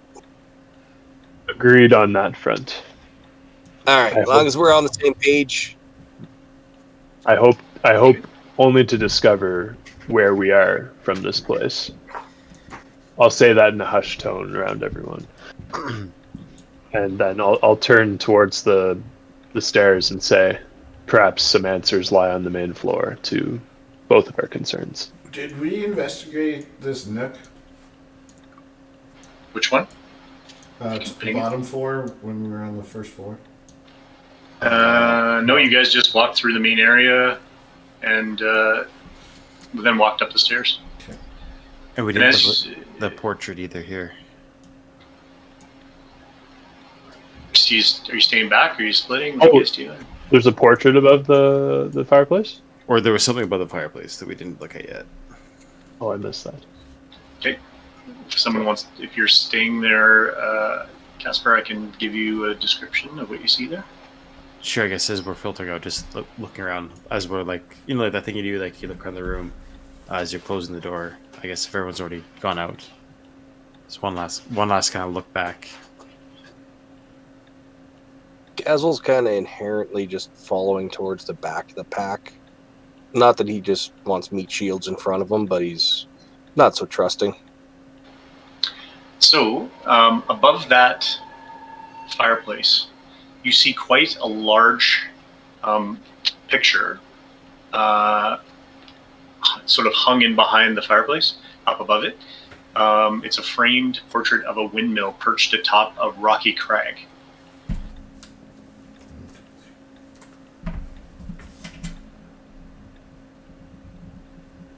This one doesn't have crows around it, though. It's just a really nice windmill sitting on the top of a hill.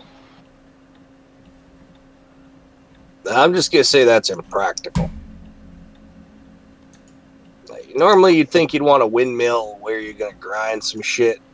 Why would you haul it up a big hill? Like, that's just got to be something friggin' elves did. Or there's lots of wind on top of the hill. So where is everybody at this point? Are we heading back down? Or are you guys separating? Are you? Kind of hanging in the doorway as people are kind of still mulling about the room. Okay.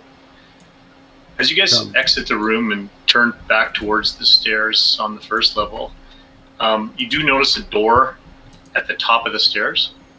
You still see the stairwell going upward to another level, and then the stairs going back down. It's about that point where you hear again laughter of children coming from the first level.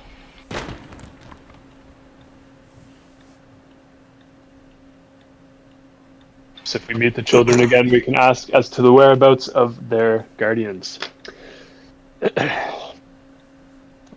Onwards and downwards. Back down? Okay, Sure. I think one person had to move their token back to the main. I think it might be, yeah, there we go. Okay, you're back down in the main, sort of majestic, what do you call it? Why is the name eluding me?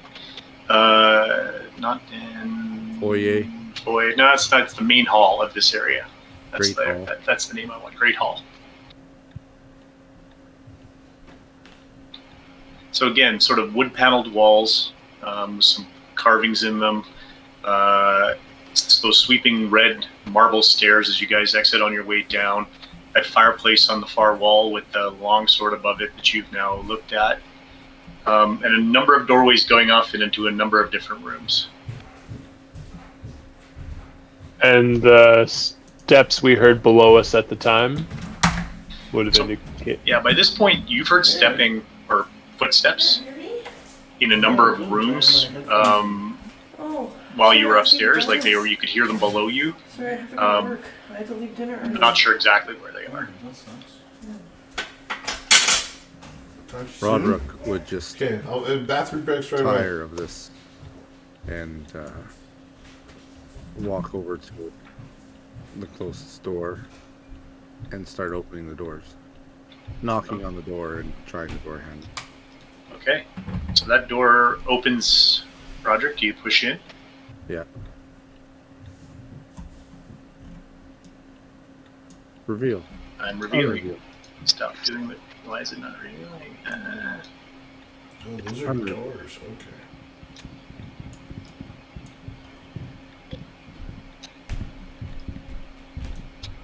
Okay, can you see a room? You betcha. All right, I need him. I will describe it. You have opened up, again, yeah, a beautiful dining room. A crystal chandelier glitters above a dining room table. There are 8 empty chairs, high-backed with cushions of velvet. Then velvet on the cushions matches the velvet on the drapes that you can see are covering 4 windows on the east side of the room. Like in the main hall, the walls are ornately carved with different images. This table is set, and as soon as you guys walk in the room, the thing that strikes you is you see the meal that's laid out in front of you. It's been some time since you guys have had anything to eat. And there is a full meal in front of you at each station. And you can almost see steam rising off of it as you know, it's a little cooler in the air, being that the fires are not lit. Warmer than it is outside, but still not, I wouldn't call this room hot by any means. So that the smell of food wafts across you as you enter this room. The silverware on the table is polished and dazzling. There's another painting above the fireplace, and that's what you see from the doorway. Roderick would call out, "Children, where are you? You have won this game of hide and seek." Then he would kind of go down on one knee and peer under the table to see if they're hiding under the table. Okay. Again, won't even take a roll on it. You don't see anything under the table. Do I get a response? Could I roll persuasion? Sure.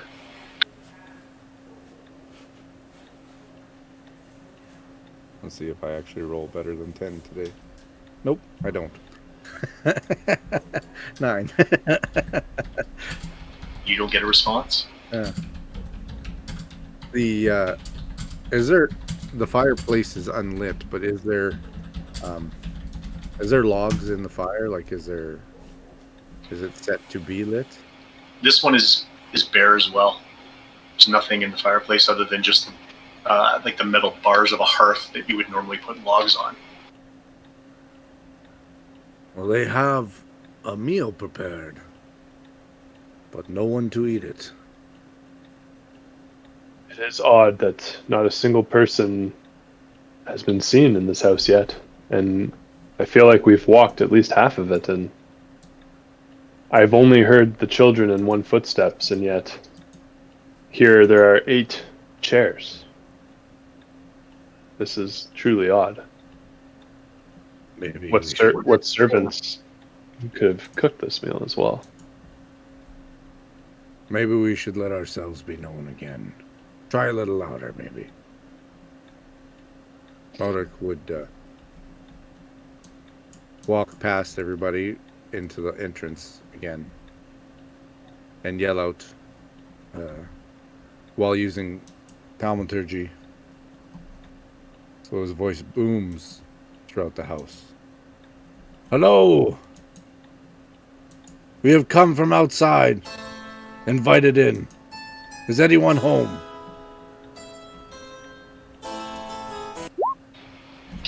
Nope. No response. All you hear is music. What are the carvings on the walls? I'll take an investigation. Is that this piece right here, or over here, or all around? All the walls are like almost like a paneled wall, but the walls are like, you can tell they've been elaborately carved into the wood. Does that include this wall here? You bet. I would help you. There. Behind the table there, though, you see a tapestry hanging there. But there are carvings like around it and behind it, as well as all the walls except for the windows. Apparently, Gazel really interested. He rolled a 2. Okay. I will tell you what you see with that roll. Give me 10 seconds here. Let me just find the wording I want. There's wood and shapes. We're in a house. We're in a house. You notice you're standing on a floor. We live in a society. This floor is made of floor. And the air tastes like air. I'd help you, Uther. I assist you because I'm curious now. My interest is piqued from the mysteries mounting. You can roll that with advantage then if you want to try again. Oh, no, Uther. He's helping. Oh, yeah. Okay. You're investigating, right, Uther? Oh, me? Oh, sorry. I didn't catch me. Gazel was investigating. Sorry, Gazel am I just looked at the wall. I Gazel am looking at the wall too, I suppose. Unless you there's guys can roll. anything- You can roll once more with advantage if you like in this case, because that's fine if you're all looking at the walls. We're all looking with advantage, or we're all just looking? No, I said I'll give you advantage on one roll if somebody wants to roll it. But yeah, Okay. so what you're seeing there is it's an elaborate sort of scene of trees, and you can see deer kind of flighting in and around the trees as if this is sort of like a majestic outdoor setting. And each panel kind of shows another section of that. That's what a 2 and a 5 Did do. you roll? Did you roll with advantage, somebody? No. I'd look back and Anything say it magical? looks quite nice. I would just roll a straight roll if the DM would allow me instead. Yeah, no. If you guys want to continue looking at the walls, you can. And no, your spell at this point has dissipated. And Take it off. That was my question. I put that eye up for a reminder to ask. But looking at the wafting food, like am I guessing that this is something that's kind of obtuse to the rest of the setting? There's probably arcanely conjured. so, two things. We'll deal with the wall first. So with that roll, you spend a bit more time, Casper, kind of like looking at the walls and really kind of focusing on the scene, trying to understand like what exactly is this thing portraying. What you notice is that at first look, it just looks like deer running through the bush. But when you look closer, you actually see that there are wolves lurking in the shadows, ever ready to snap up unsuspecting deer. Kind of almost like a representation of the circle of life.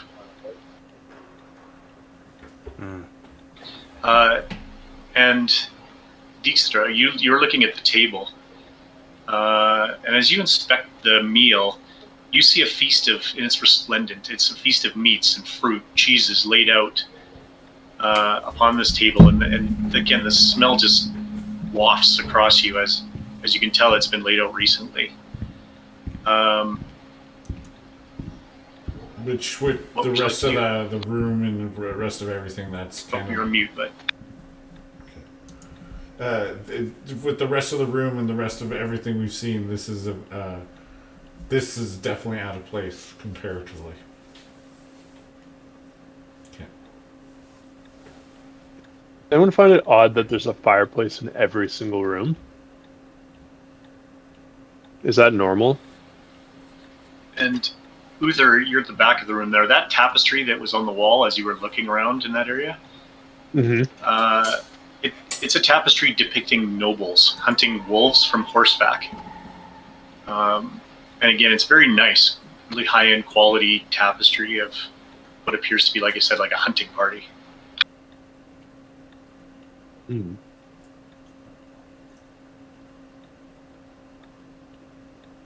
What would you guys like to do?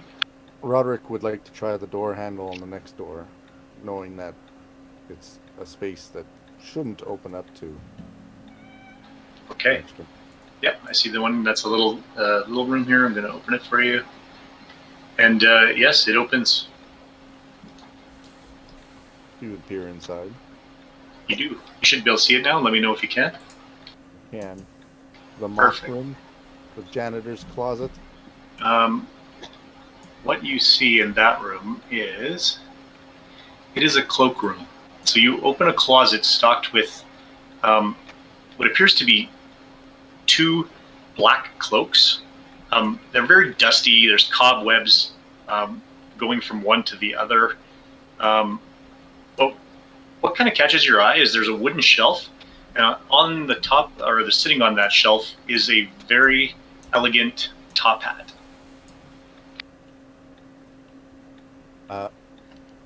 Would I be able to look at the cloaks and the top hat to see if there's a name embroidered on any of them? Sure, you can do an investigation if you like. For sure. Hooah! I don't know what I rolled. 16. Woo! Yeah. So with a bit of investigation, and you kind of like, fluff some dust off the cloaks because they're really quite dusty and spider webbish.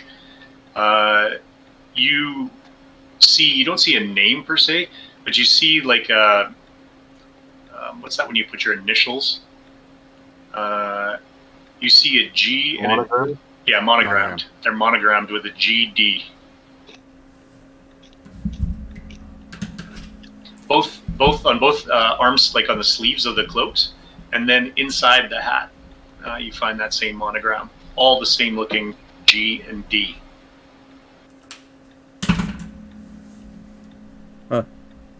Sorry, it was a D and a G. Is it A G a G and and a a D? D as in dog. So God dog.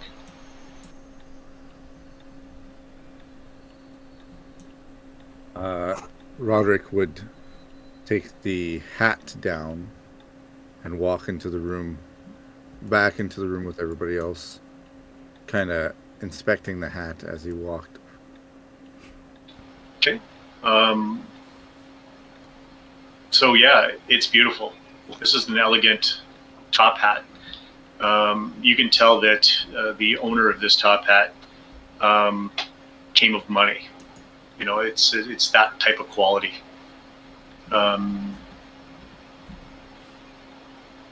Yeah, beautiful hat. Is it the same hat that that gentleman was wearing on the portrait when we first walked in? It was. So he might be home. Somewhere. He might have been home for a long time. That skeleton was his. But the hat does Gazel's not gonna show. pick up something off the table, probably like a knife, and he's just looking at the silverware. See if there's like an initial on it, what kind of quality it is. Yeah, you bet. Is it real silver? This is high-end silver, and it is polished. Almost looks freshly polished.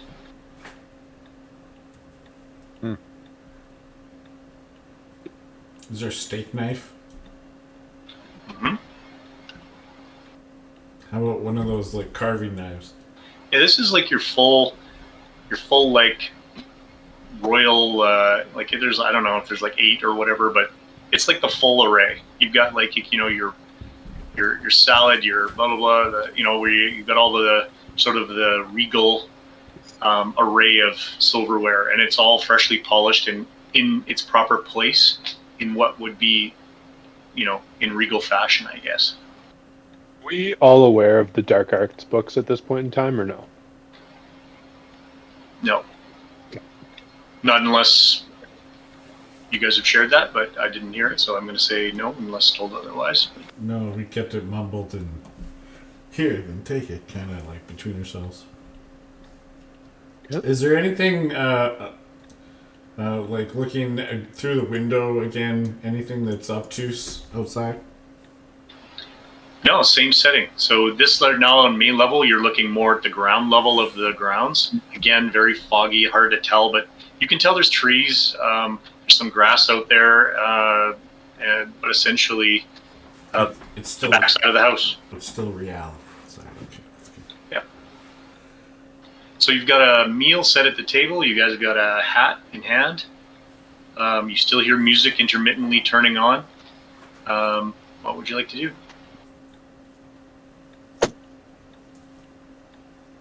I would like to remind. Oh, go ahead.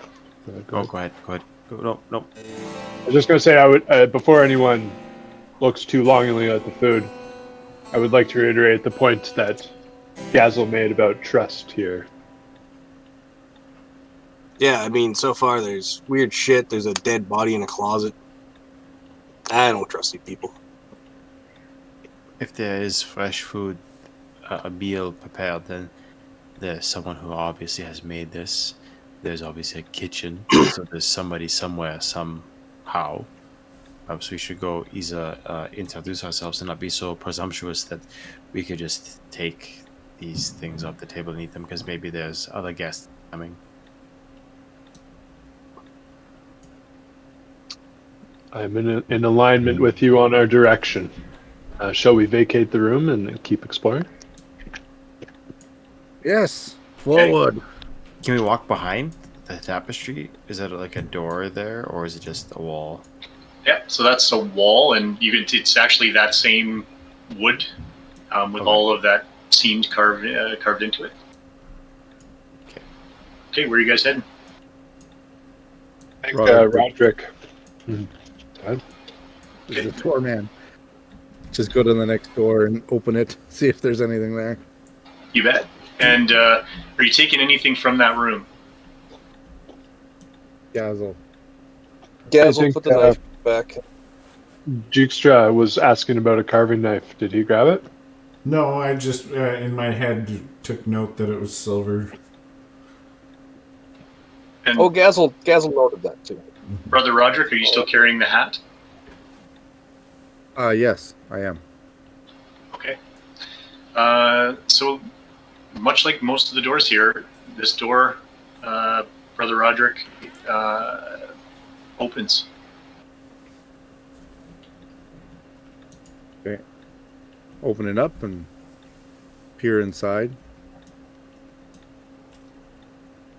Looks to be like the kitchen. It does. So the kitchen, a little gloomy, but it's dark. It's dark in there. It is tidy. The shelves are neatly stocked with some dishware. Work table is wiped clean. There's a cutting board.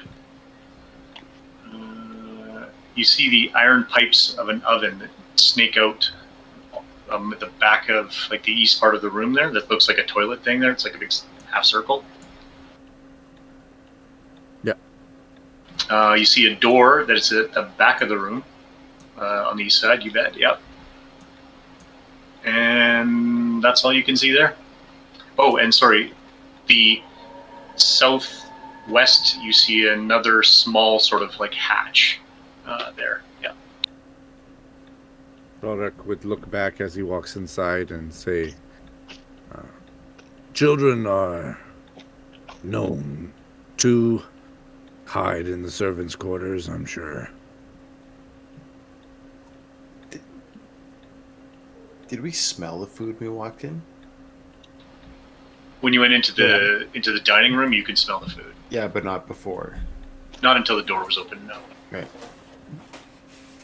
So we have a kitchen that is dark and clean, and bountiful meal put out on the table, and children that laugh and make noise, and yet we haven't seen anyone or any evidence of anybody being in the house for quite some time. This is odd. If only there was some sort of media that we could, relate this to. But Send a raven. that's a meta jar, sorry. What would you guys like to do? Thoroughly look through the shelves. Okay, you found Gazel, as you kind of poke through those first shelves, Uther, you see really like kitchenware, plates, saucers, the tea set, that type of stuff, all on the shelf next to you. Opening up that pantry door. The one that Roderick's in front of? Yes, or the little one in the bottom? The little one, sorry, off to the side. The left side. Okay, that one is a small, what appears to be dumbwaiter, and it yawns sort of open before you. You crane your neck looking upward. You can see that it's a narrow stone shaft leading up to the 2 floors above. There's a small bell there that one might ring to get someone to sort of send the dumbwaiter to a certain location. And the dumbwaiter itself, so the actual compartment, is not on this floor. It appears to be like it's in one of the other levels.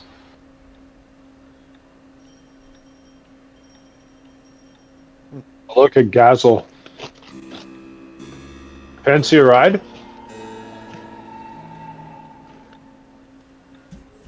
No, I think I'm good. Thanks. So I'm gonna have a look at the oven here. Okay. What you looking for? Is it warm? Is there food in it? Does it look like it's been used? Is it stone, wood, metal? Yeah, so this is a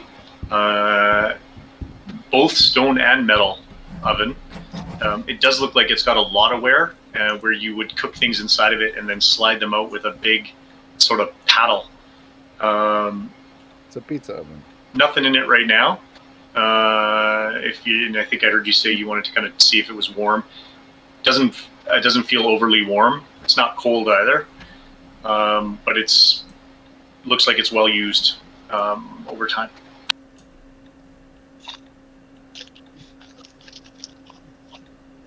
The oven's not hot, but it's not cold.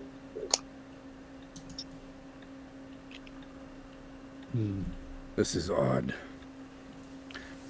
Yeah, this shit doesn't exactly cool down in minutes. Roderick would place the hat down on the shelf as he walked by, going to the door.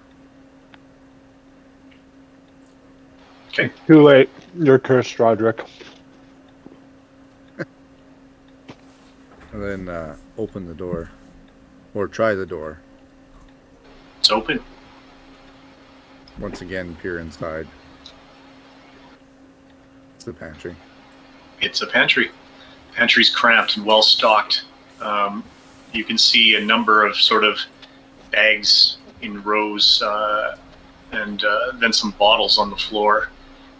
Larger ones, like kind of like sacks. There is a sack next to the bottles and bags. There's a sack, again, kind of like oddly shaped. Then there seems to be a bunch of different kind of pouches hanging on hooks against the back wall, sort of on top of a shelf. And you see a number of like smaller little vials, all in a row. Does it smell of mildew or mold? No, it smells good. You can kind of smell like, well, you know what? I'll take a perception or investigation depending on what you're trying to do. But either at this point, you could choose. I'll use perception, and I'm trying to discern whether it's like rotten food or fresh, something that would have made that meal on the other room in the dining room. Okay. Is that your roll, 13? Yeah. Yeah, so no, this room smells good. It smells like wheat and ale. You almost get the whiff of like maybe potatoes, sitting somewhere in there. There's also kind of like as you move in and get a bit more of a whiff of the air, you can smell spices, that type of thing. It's like a pantry. In that oddly shaped lumpen sack, would it be, my best guess is potatoes, judging by the bumps on it, or? You bet. Yeah, so glancing in, you can see right from the top a number of like oddly shaped potatoes, and they're kind of making the sack look that way. As you get closer, you notice in some of the pouches there's dried jerky, nuts, seeds, an entire shelf devoted to spices. So different types of spices all in a row. I'll even give you with that 13 that you notice this family appears to be out of salt. Not good. Walk out, and Saltless Roderick food. would be mumbling a little bit. Salt is a lifeblood. That's unfortunate. What would you guys like to do? Do we hear the children anymore, or is that? At this point, you're still mostly hearing intermittent music kicking in from time to time. Looking at Gazel, Roderick would say, maybe for you to make note of later, there is ale in that room. Not sure why you would assume I want ale, but that's good to know. Because you're a Thank dwarf. you. And I'm Because you're a dwarf. And you're a racist. I got it. I prefer wine. I'm a priest. I drink communion wine.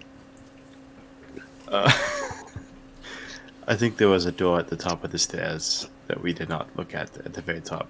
Perhaps that's something we could. There's another door over here. There is. You guys gonna take a look at that room?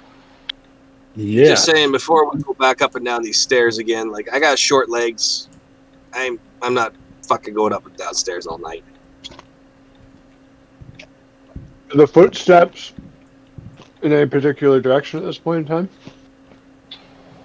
more, intermittently you're hearing, you said, that music. It just continues to play on. Very similar kind of tone and sound, but with passion.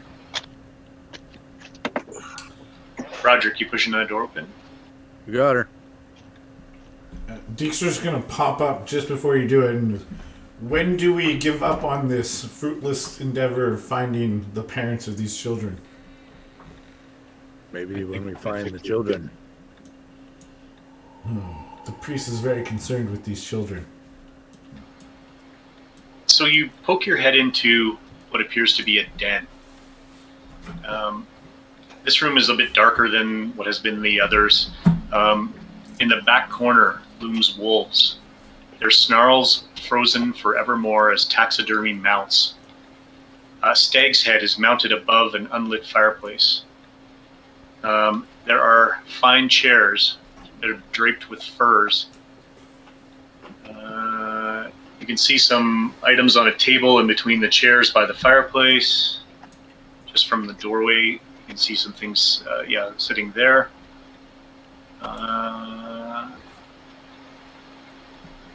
And a chandelier hangs above a cloth-covered table surrounded by 4 chairs. There's also 2 cabinets against, one on the north wall, one on the east wall. Is there a light source in this room, even though it's dimly lit? Yep. There is a lit torch on the west wall in between the 2 windows, but it's not as bright, and there's not as many torches, I guess, as in some of the other rooms. Roderick would walk to the middle of the room, peer around, and then look towards the torch and cast, as he takes his holy symbol in his hand, casts Thaumaturgy, and cause the torch to shine much brighter.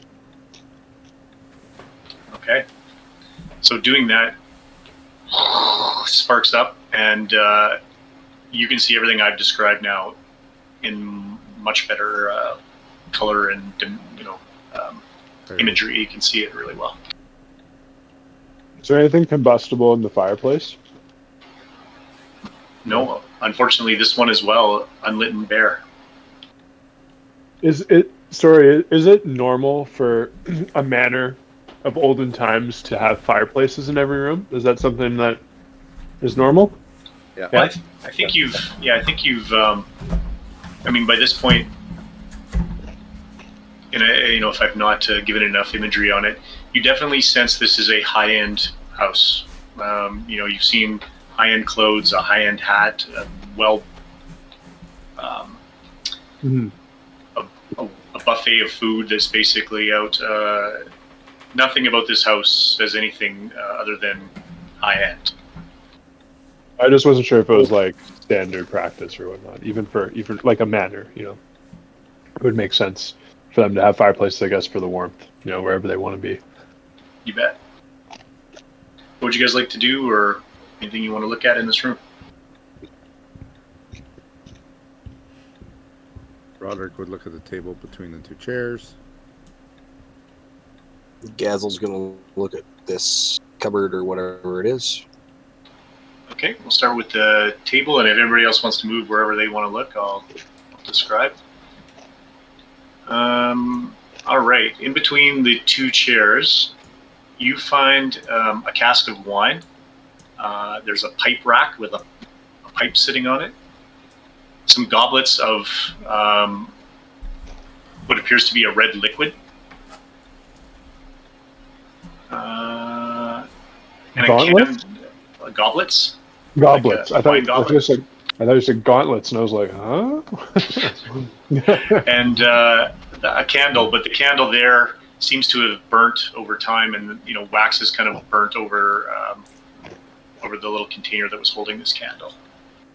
I smelled the wine. Would it smell like wine, or would it smell vinegared? Are you smelling it? I would smell it. It smells like wine. Roderick would dip a finger in a pinky and taste it just to make sure it's actually wine. Tastes like wine.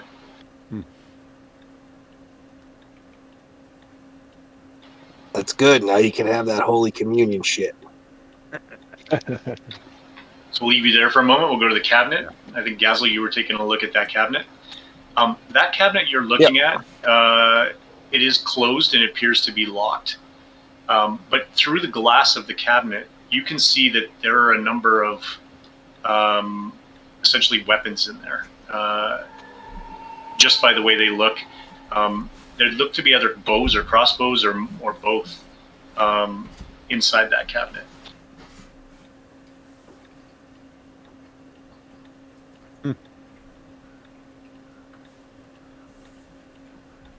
Okay. And somebody's at the other cabinet. Who's that? Yeah, that's me. And Dijkstra. Okay. You guys look in that cabinet. That one doesn't have a lock. You gonna open it up? Yeah, I'm seeing opening. Okay. That one.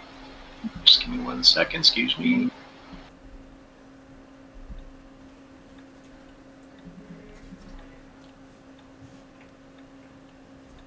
That one has an assortment of wine glasses.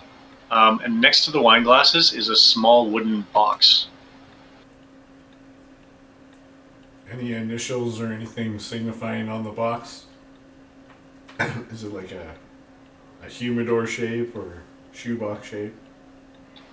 It is sort of like a small, like it's flat on the bottom, but kind of oval on the top. And it's got a hinge with a little tiny lock on it. And are you picking it up, or are you just looking at it at this point? I was just looking with eyes at this point. I'm letting Casper lead. Well, I know. I mean, we are already pretty snoopy, so what's one more thing? And I'll try to just see if it's locked. So it is locked. And as you pick it up, you can feel that some objects are shifting inside of it. You can hear them sliding as you shift it side to side. I'll probably put it back then. Okay. Anything else you guys want to do in here? Just looking around the vicinity of the table. If there's anything on the chairs underneath the table, I'd look all the way under. Just mulling about over there. Yeah, it looks like a card table. It's kind of covered with a cloth and surrounded by 4 chairs. Looking at the pipe, Sure. Is it warm? You're going to get down and put your hand in there and feel it? Well, I can pick up the pipe around the base to see if Oh, the pipe. Sorry, I thought you said the fireplace. No. No, the pipe is not. It's cold.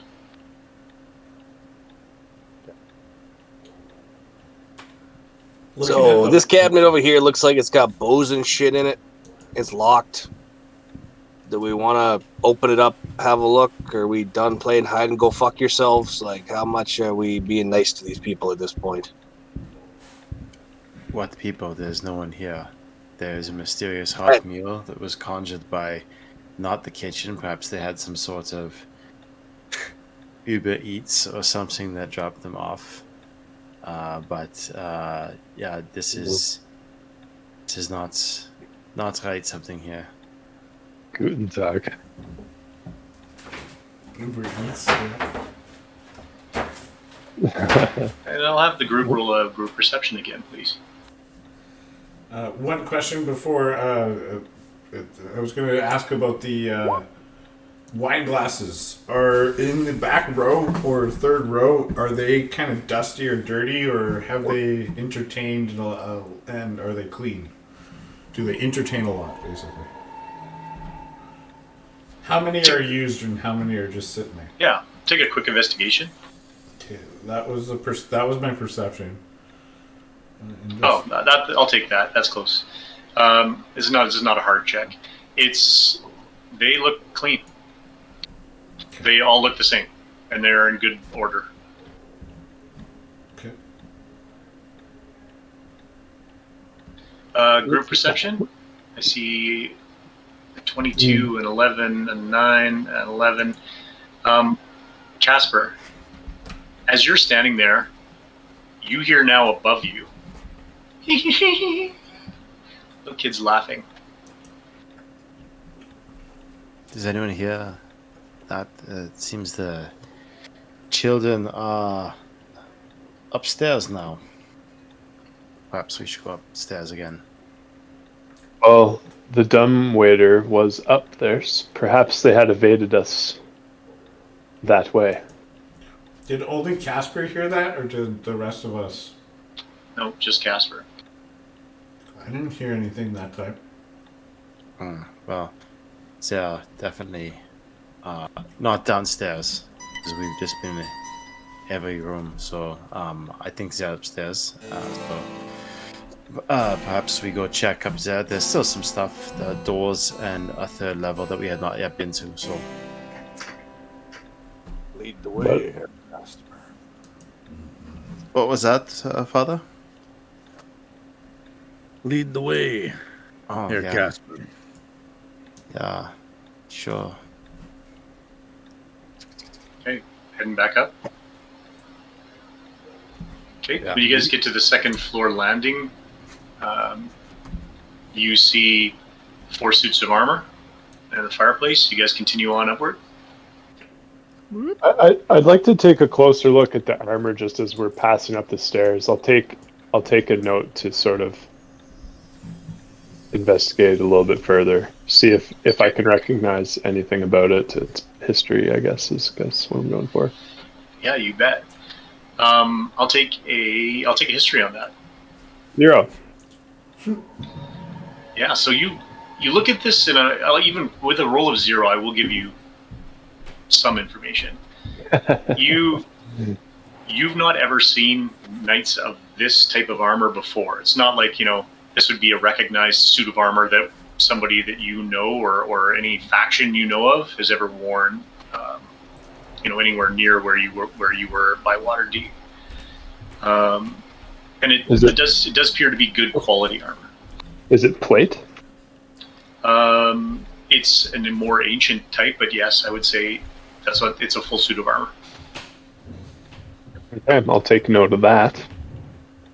And perhaps I'll just point out to the group.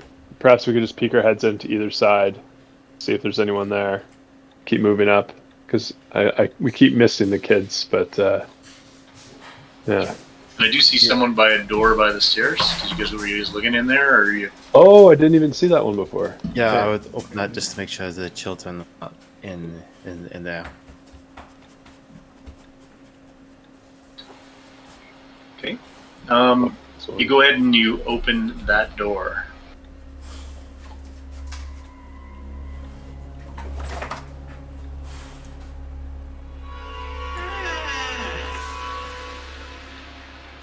You see what appears to be a small, looks like quarters, where there's 2 small beds covered with sheets and pillows, 2 footlockers at the end of each of those beds, and a door at the top north on the west side of the room.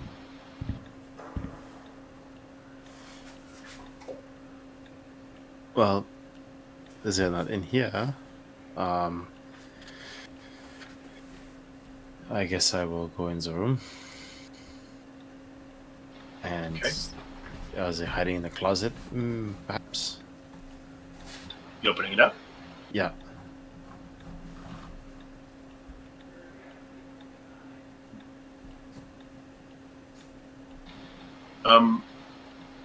As you take a look inside the closet, you get a sense that this might have been, or could be, the residence of potentially some servants within the house. There's servants' clothing hanging here. The beds, as you get closer, you can tell one of them is quite made, as if like it was made recently, and the other one is disheveled. The 2 footlockers at the bottom of the bed are closed. Gazel, did you want to try one and I try the other and see what's in there? If we are continuing to be snoopy.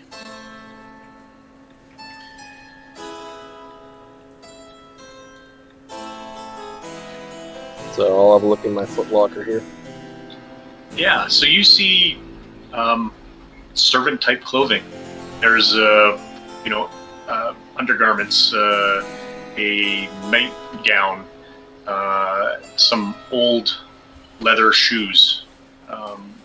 Nothing nearly as high end or nice looking as what you guys have seen elsewhere in that first locker. And the second one? Very much the same. This one appears to be a female in nature, just based on the clothing.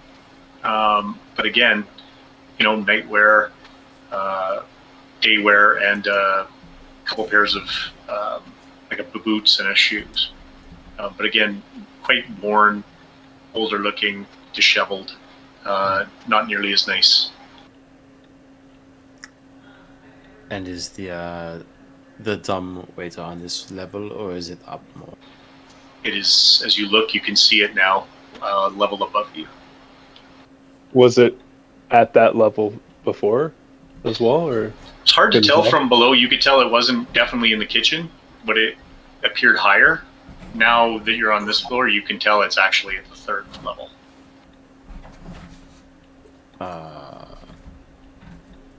Perhaps we look under the beds and then carry on looking elsewhere. Okay. As you look under the beds, you see several balls of dust that have compiled there over time. Yeah. Just the bunnies. Okay, I think this we should keep going. I've popped open just to see if there's anything in there. Just having a brief look. Nothing's in there. I close the doors. If no one's doing the same to the other side, I go do that. And Yeah, so you stick your head in both rooms. You can still see the instruments are playing. Nobody is visible in either room. Roderick would Well- ask if. Sorry, go ahead, Mark. no, you go ahead. I'll say what I have after. Roderick would ask, Casper, did you arrest the bell dumbwaiter from moving any further? No, I'm not quite sure if that's possible. But I think if we heard them down below and they are not here or down below, I think it's logical to assume that they are still above us. Possibly they evaded us and played their tricks, and they took the elevator to the next level. Fair enough. Is the Onward plan then. upwards? Yes. I'm gonna. I'm just gonna have a. Oh, sorry. Sorry, Okay. just before I leave, I want to look at the dumbwaiter. Do that. Would you like Does to the rope run through the cavity? Like, could they pull themselves up in it, or would they need somebody else to operate it? I will take a investigation.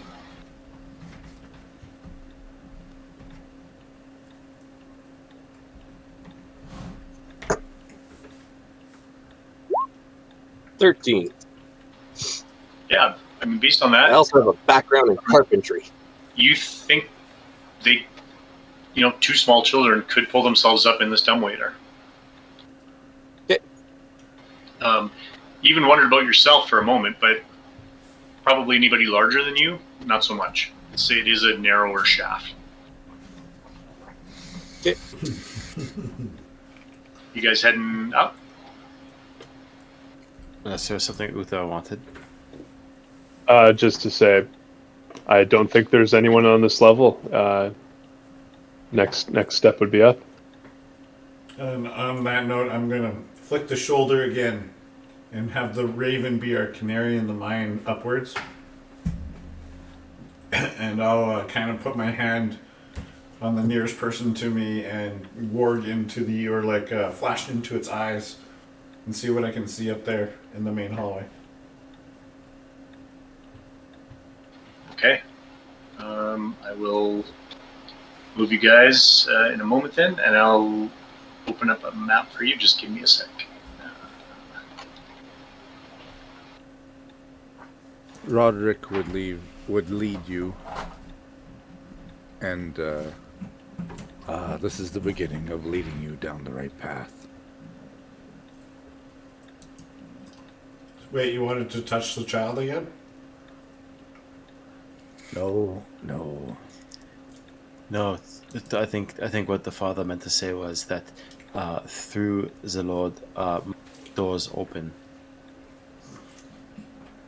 It's okay. I understand you intellectuals have a hard time with the divine. I'll definitely. I can't see right now, but yeah, that is true. Okay. I believe you guys should be able to see an open room within a map now, somewhere on the. Yep. Okay. So, what do you see? Let me describe it for you.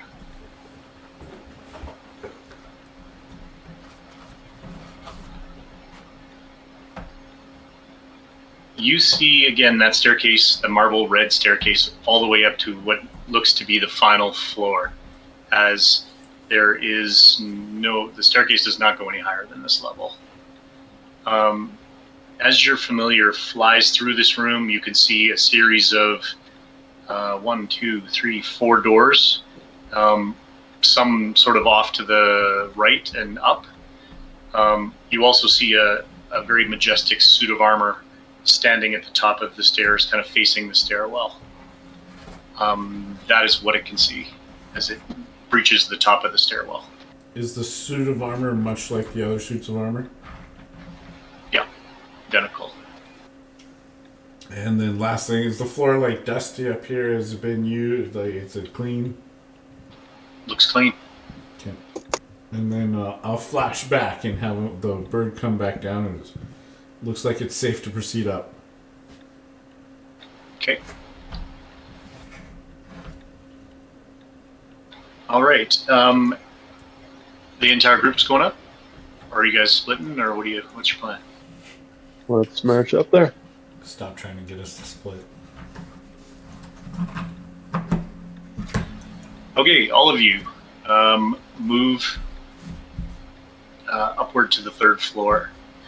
As you get to about 3/4 of the way to the top, one thing that strikes you odd as you've been hearing this intermittent music play for much of your time within this abode, the music falls silent. Step by step, you guys proceed to the top of the house. But as you take each step towards that final step onto the landing in front of this suit of armor, the house itself starts to change in front of you. What was now clean appears dirty. What was new appears very old. In the background, as you reach the peak of those stairs, you hear a baby crying.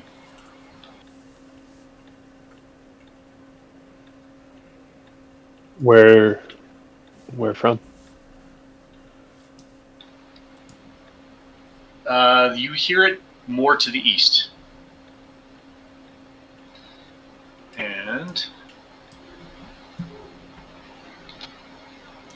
But notably, the walls themselves start to age. Where you had sort of wall coverings or panels, they're now decrepit. Pieces of the wall almost look like they're falling off in some places, as if the house is aging in front of you. And that sort of piercing crying of a baby you can hear nearby. Istra, best to come out of your warg. I'll also take a group perception check at this point, please. I'll snap out.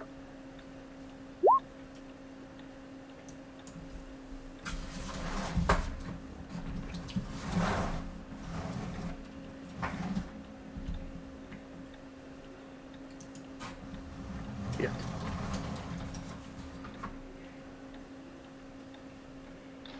Okay. So with that perception, Uther, Casper, Dijkstra, you guys for a moment, like you're kind of getting to the top of the stairs, you almost hear something shifting below you, at some level below. You're not exactly sure which level or where, but you, like, all of you pause for a moment as you're kind of reaching that top, getting close to that top step. I'm also going to take a Constitution save from Brother Roderick.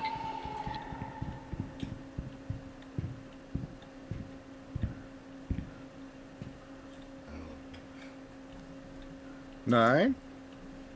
Remember, you have something. Roderick, you Can I You use get- my inspiration? if you like. Yeah. Perhaps you should not have drank that wine. Reroll. Or took the hat. Come on, reroll. There you go. 30-20. All right. You get to the top of the stairs, and your stomach doesn't feel right, as if that even a small sip of wine that you've had isn't playing out well with you. You're not going to take any negative effects of it, but it's just not sitting well, as if like you've ate too much during dinner, feeling heavy inside you. So you guys stand at the peak of the stairs, a house aging in front of you, suit of armor in front looking towards you, sounds down below that you've not heard before, the music's stopping, but the thing that probably is the most unsettling is this piercing baby crying to the east. Well, I'm out. And I'm just gonna start turning. No. A knight of Mithranor does not balk at oddities, and Uther will step forward while looking at Dijkstra. Sorry, what night did you just say you were? Of Mithranor. Uther, as you step forward off the landing of the steps and onto the upper floor, you hear to the east, "Hush, little baby, don't say a word.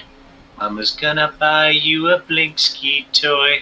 And if that toy don't work, Walter, stop crying. Please stop crying.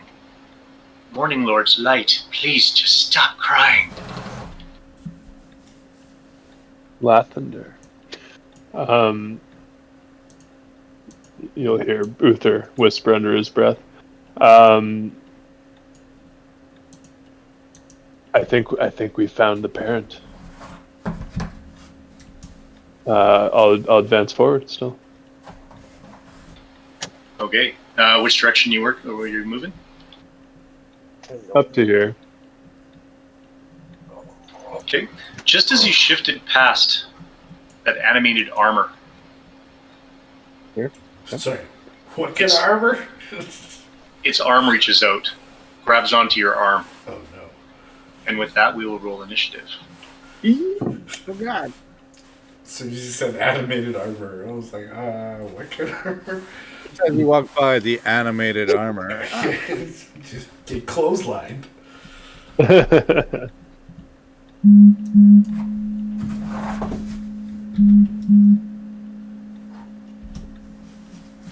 Right, we've got, I see, okay, Dijkstra with a 20. Dirty 20.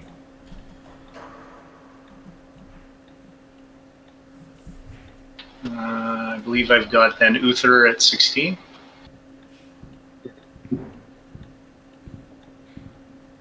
Then Casper at 10.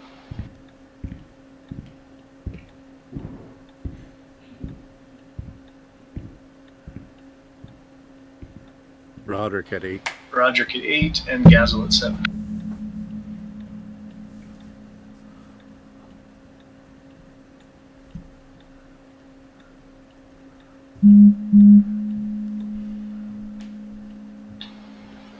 And that's where we're going to end it for tonight. So we'll pick up there next session, and I've got your guys' initiatives, and we'll hopefully have Rebecca back at that point, and you guys will start off on the 3rd level. Any questions or anything anybody wants to ask before we wrap it up? And the only reason why I'm saying that is because we got 13 minutes, and depending on where this goes, it could take far longer. So I don't want to short you guys. No. Anything at all? You guys good? No. Sorry, lack of combat tonight, but it's one of those ones where I promise you it will build to something that you will enjoy. So. Oh, the scene has been set. Yeah, no, I like investigations. That's good. Yeah. There was a whole lot of tension slowly building over the session, so that's good. Good. Well, yeah. Just say, wear your brown pants next session. Oh no! I would just ask about those books, but we can do that after everyone jumps. Yeah, we'll talk about those for sure. Okay. All right. Well, with that, I won't hold anybody any longer then, but I just thank you for being here, and like I said, hopefully you enjoyed that. I know it's a lot of investigation. And we'll pick up from there, and more to come. Those are my favorite After that. investigations. Wait, bye, stream. Thank you for the game. Yeah, you bet.